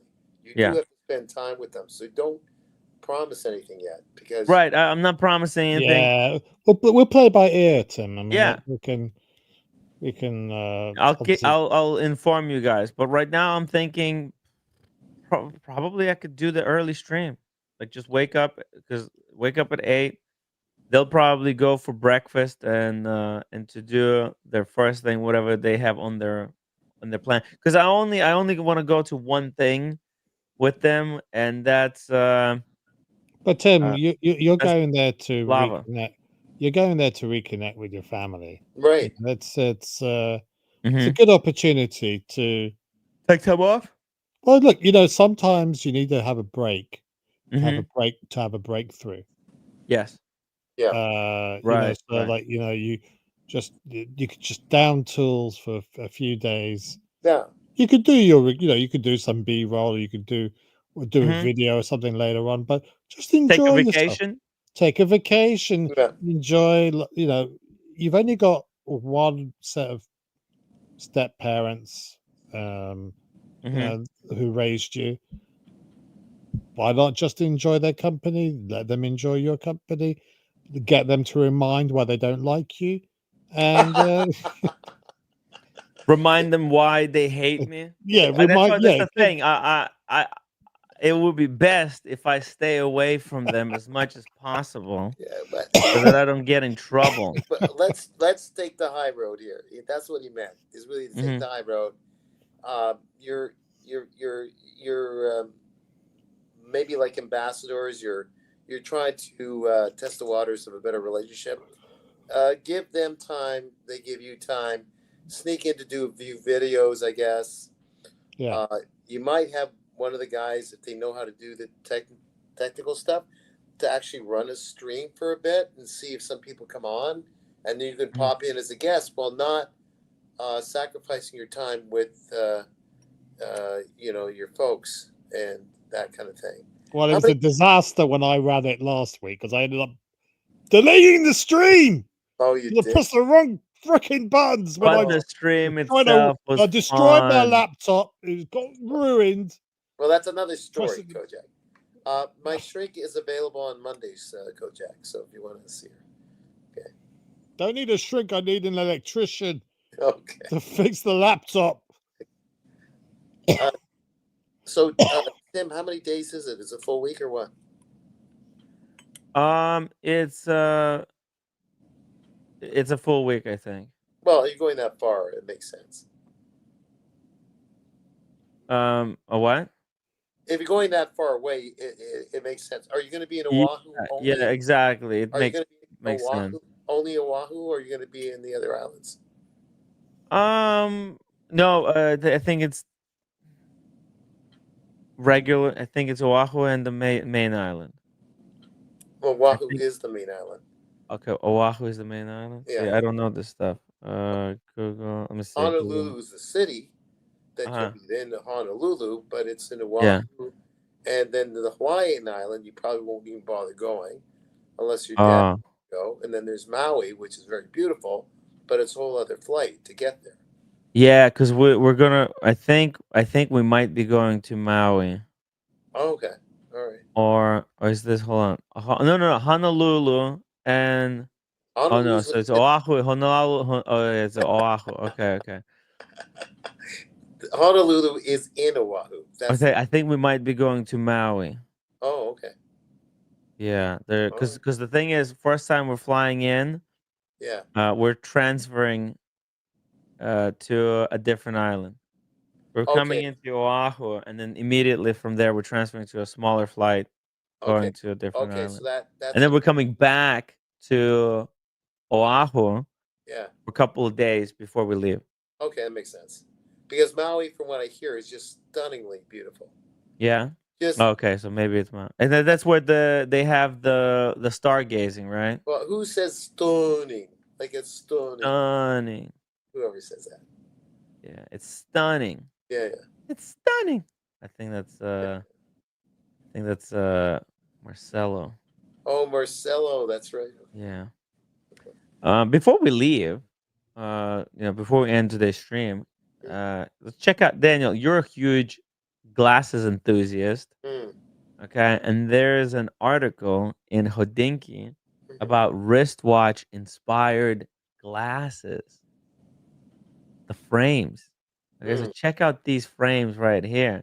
You see that it's got Roman numerals on the bezel. Look at that. Yeah. I'm not sure if that's gimmicky. It might play out. It's the overall look of a design on the face. It's so important. It's more than someone squinting their eyes. Oh, you got Roman numerals there. Like I don't know. Like it's about fitting the face right. And I've had I don't take credit for it. I've gotten compliments from 16-year-old kids in Miami to 80-year-old people, total strangers. Oh, by the way, I like your glasses. Yeah. Do they not have sarcasm in Canada? They do. Okay. All right. Okay. I'm just checking. I'm asking for a friend. It's just that this is the line you won't. That's you called won't go cutting. over. It's just you just bring me down to size, grounding me, my ego. Well, it has to fit in that new suitcase of yours. Yeah. Doesn't it? It can't be too big. I don't know. If any of my relatives, my friends from Writer's Circle, found out what the F are you thinking? But I got it. What life in general, or No, well, something just specific? getting a case like this if they found. Oh, well, no, but so what possessed? Okay, well, why don't you tell the audience what possessed you, or what Okay, trust fund did you raid to be able to afford to pay I for thought this? that it's crazy doing it. I sold the Explorer, Yeah. and there's some things I have to get for me that I thought would help. I'm being a little ridiculous with the function part of me, but I spent more money with people to deal with physical stuff, the joints, and I've improved. I found out no matter how good a knapsack is for traveling, to carry short stuff, my back does not like it. I do back exercise, do all kinds of stuff, but for some reason the back does not want to carry on the back. So this case here is also going to be somewhat the case that I use when I'm running around doing stuff and I'm taking some books and I'm doing stuff in the library, or I'm coming back doing some other affairs. It won't be that the old lady man's grocery case. This will be my case carrying stuff.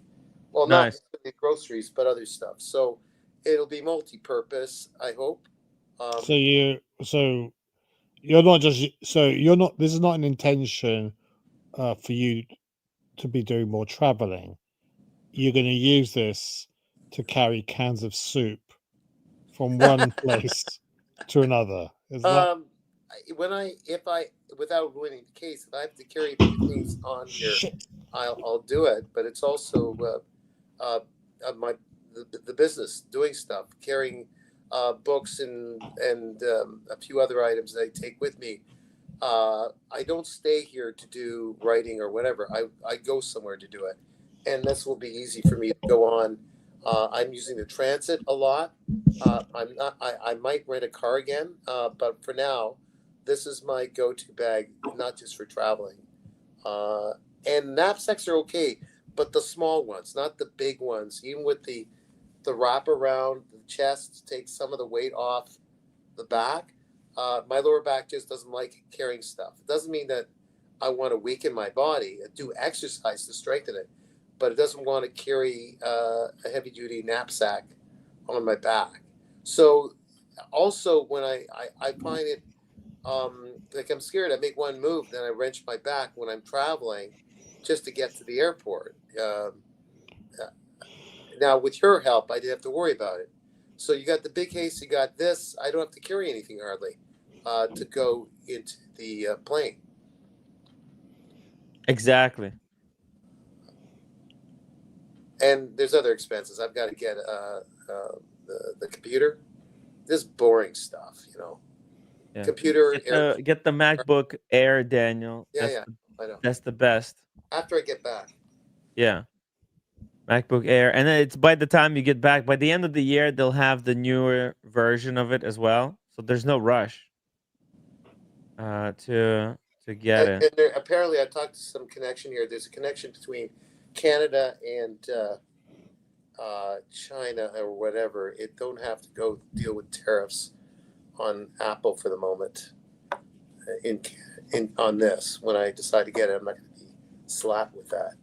Whoa, Daniel, check this out. The new AirPods Pro 2 have a hearing aid function. Oh, that's cool. All right. Not that you need, a hearing aid. I'm not saying it that way. I'm just saying that's pretty incredible. What did you say? Exactly. Who's the stand-up comedian tonight? Yeah. I thank you. Clinical grade. Holy shit. Assistance. Yeah. Wow. Man, Apple is just killing it here. They ruined everybody's hearing with really loud volume, and now they're like, oh, now you can use these for hearing aid. By the way, Tim, I actually been using that pen, the Mont Blanc pen. Oh yeah, really feels good when I'm writing stuff down. My writing's horrible still, but I gotta literally have to go back to calligraphy class and know how to do my A, B's, and C's. I'm horrible. Just Oh, Daniel, dude, just wait until you get the fountain pen. Oh yeah, yeah, yeah. 'Cause They'll be later. yeah, oh my God, I would love Yeah. to get the fountain pen again, but I have to sell the watches. This is another thing. This is another really messed up thing about this Hawaii. It's so goddamn long, and it really gets in the way of me selling watches. Because to sell watches, I have to be home for a very extended period of time, and this is such a long kind of a wall in between that it just blocks everything. I can't do anything until I get back. Okay, So frustrating. Speaking of frustrating, where's roommate? Oh, well, she's giving me some space. I think I hope she fell asleep in the other room, but Well, she was I also. don't know. Oh no, she's coming. She's coming. Hey, roommate, what's going on? Oh man, the whole house is shaking. She's walking. Boom, boom, Boom, boom. Roommate, What's the problem? Roommate, did you see my new case? Oh, roommate, did you see it? Daniel Katz is now fashion forward fashionista. He's got a Rimowa, the best one. Look at that. He's got the original one. The classic. He's got the classic. Yeah. Not the original one. He's got the classic. Yeah. No, I know that's the original one, but they call it the classic. The original one is the one that I have, and you have the essential one. What's the essential one? That's the later one. That's just the plastic one, yeah. Well, it's a high grade. The high grade plastic. It's a high grade bullshit, as I call it. Come on. It's okay for me because I can't. The aluminum is too heavy for me. Yeah, there's also a one that's called a hybrid. Hybrid is very interesting. It's unfortunately the price is kind of it's expensive, but it's plastic with aluminum corners, and it has plastic locks. Yeah. So it doesn't have a zipper.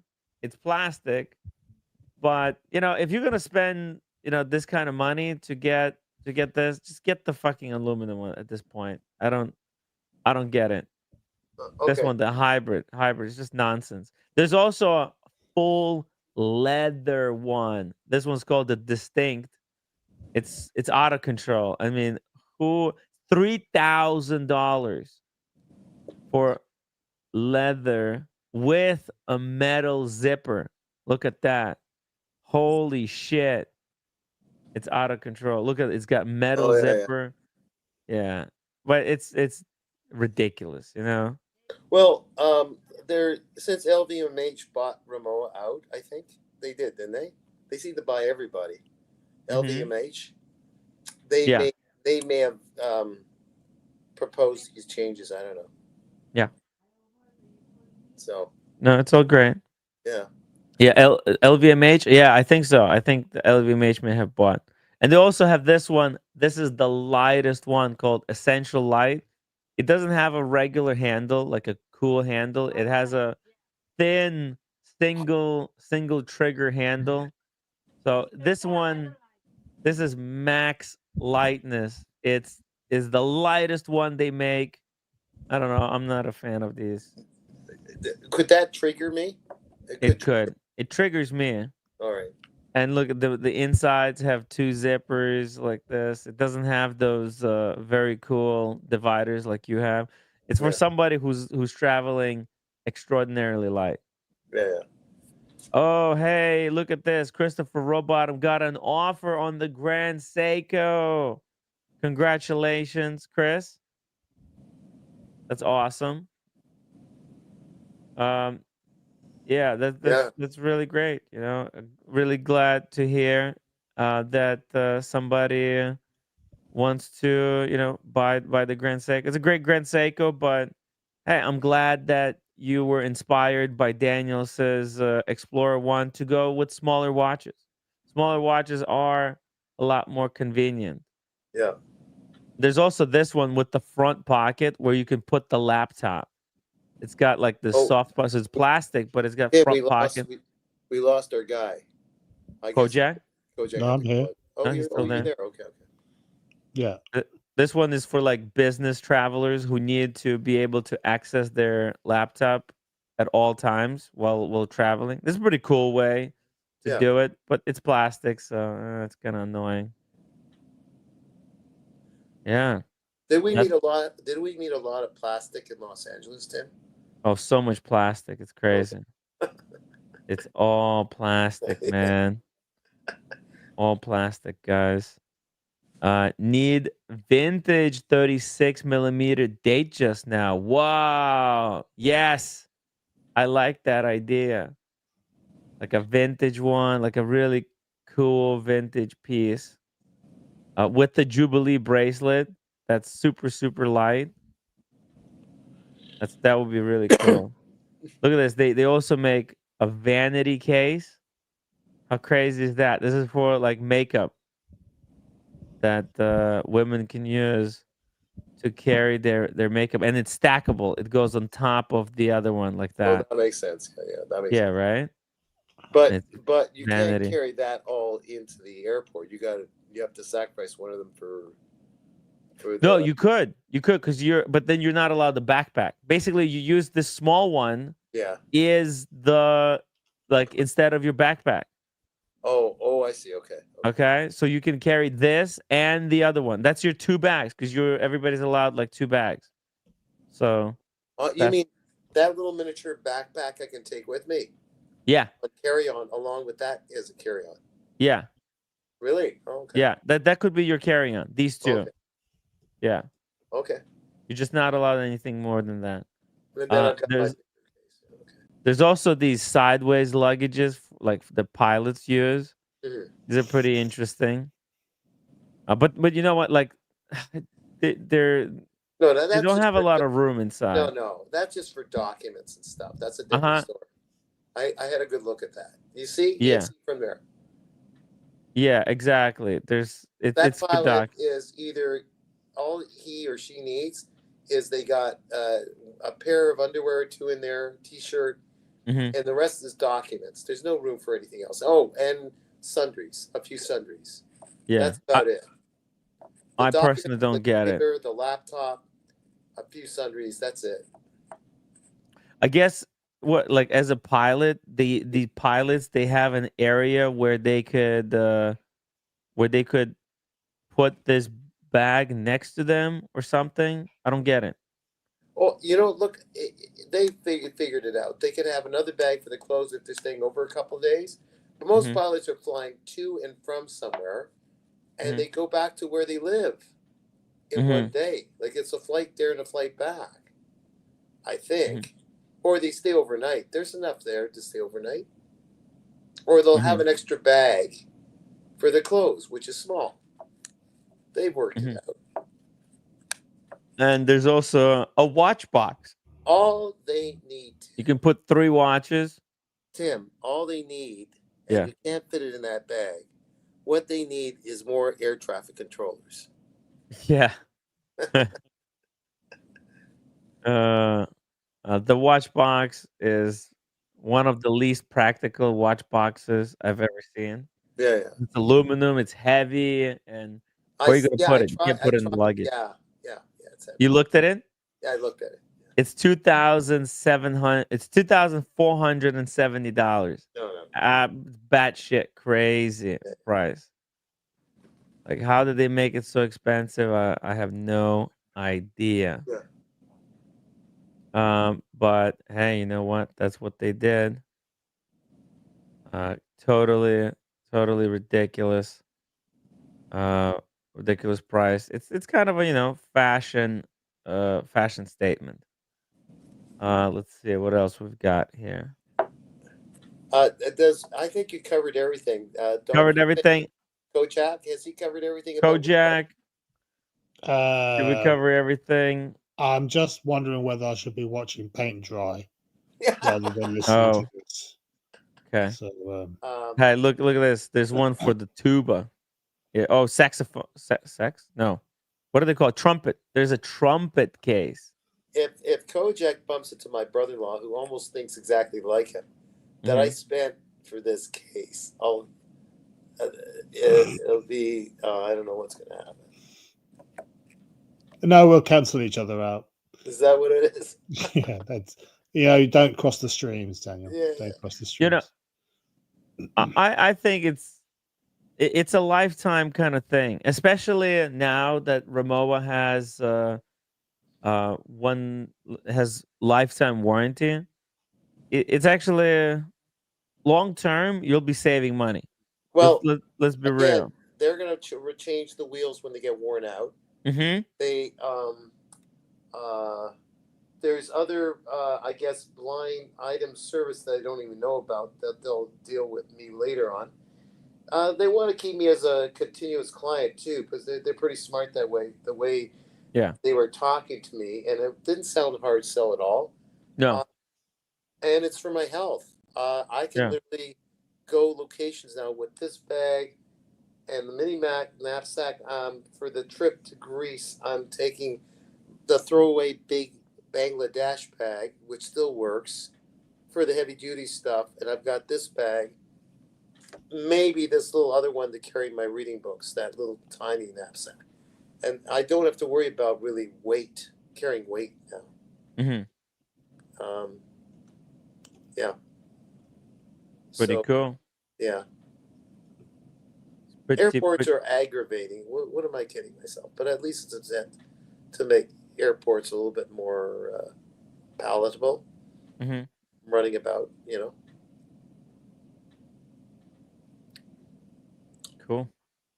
Yeah, I think it's great. Like I had my Rimowa for probably 10 years now, and I'm extremely happy. I think but I've long term I save money. I'm not rich enough to buy things multiple times. I'm Figured only I'll just get concerned, the best yeah, one I'm that'll only serve concerned. me for forever. I get it, but I'm only concerned one thing.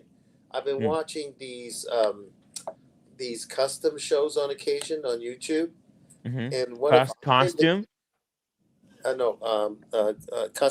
customs. Oh, okay. So Oh, like customs. you're Okay. coming through the airport, and then they check you, and then you get profiled that you might have something. They take my remote apart to pieces to see if there's any cocaine in there. Fuck. That's what I'm concerned about. Oh no. Yeah. Yeah, that is tricky. Hopefully you don't have anything hidden inside the walls or inside the That's what wheels. inside the wheels. Yeah. Um, Yeah. it is tricky. Yeah. Yeah. They're checking to see if the wheels have legs. Check out this. This is pretty cute. It's like a bag, like a plastic container for your phone. It's unfortunately it's women's. It's like a women's purse. But they show it on the guy, but it's like a really skinny guy as well. So here's Yeah, a lady has one, see? yeah, I And thought there's a skinny guy. yeah, I tried it. It's still a little bit Heavy. it looked sharp, but it didn't feel right. Like before I brought you on to take a look at it this Yeah. afternoon, Yeah. I felt it just seemed like it's not quite there. Now, you know what? This is where they really make their margins. Because think about it. That luggage that you bought is actually same price as this small bag. All right? No kidding. Dude, it's $1,275 for this.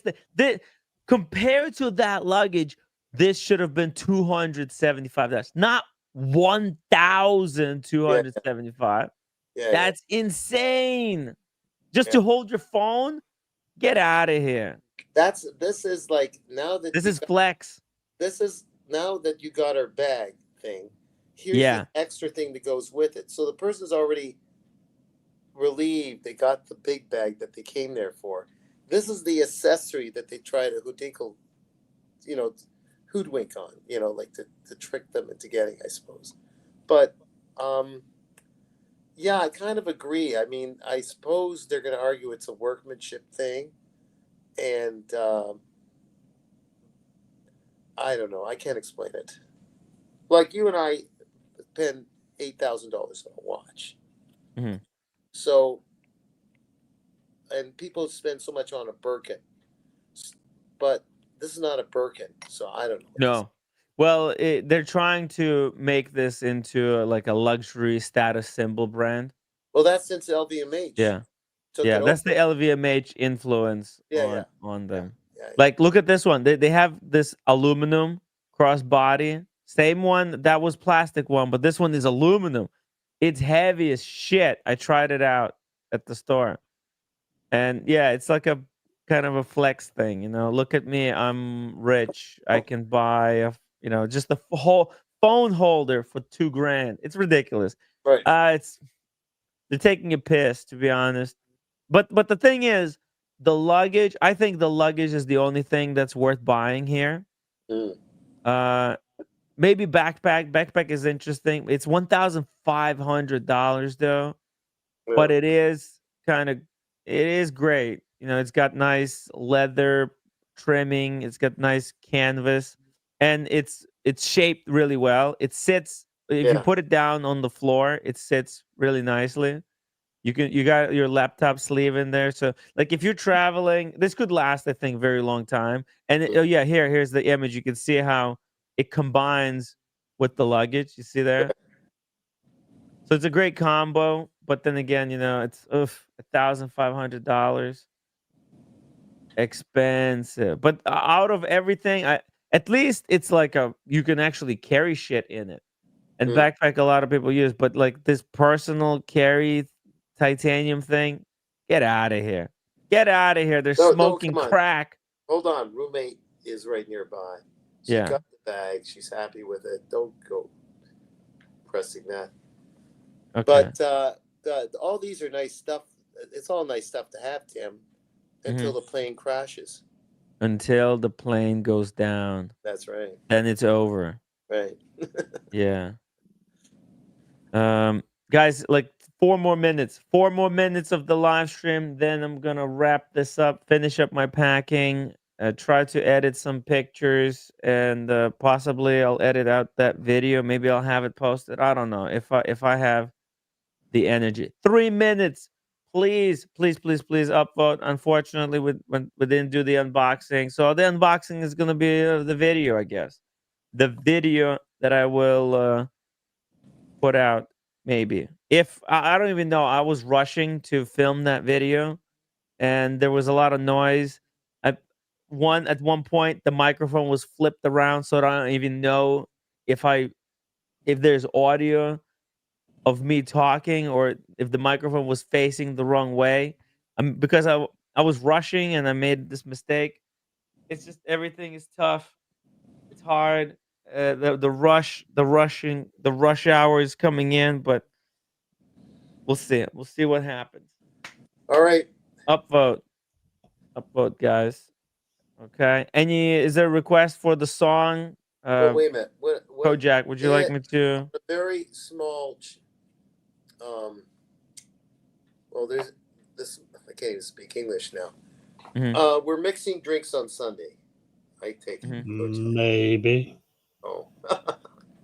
We'll see. Huh? Maybe. Maybe. Oh. I'll get the Cointreau anyways, just in case. And if it's wine, it's wine. Oh, I have a perfect song. I have a perfect song to play as the outro. Cool. Okay. Got a perfect song. Like I Need Your Love or something? No, because I'm going to Hawaii. Oh. So we'll got a perfect song. Yeah, we'll see it. We'll see whether we're gonna do Over the Rainbow. Yeah. Okay. Okay, guys. Passed away, this guy. Yeah. Yeah, this is for Gabby.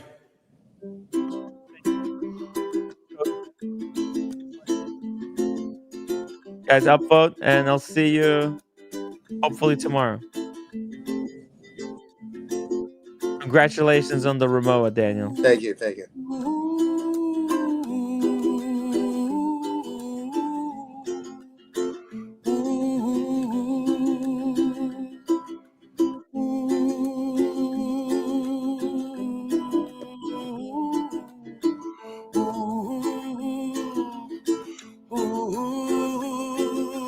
Somewhere over the rainbow, way up high,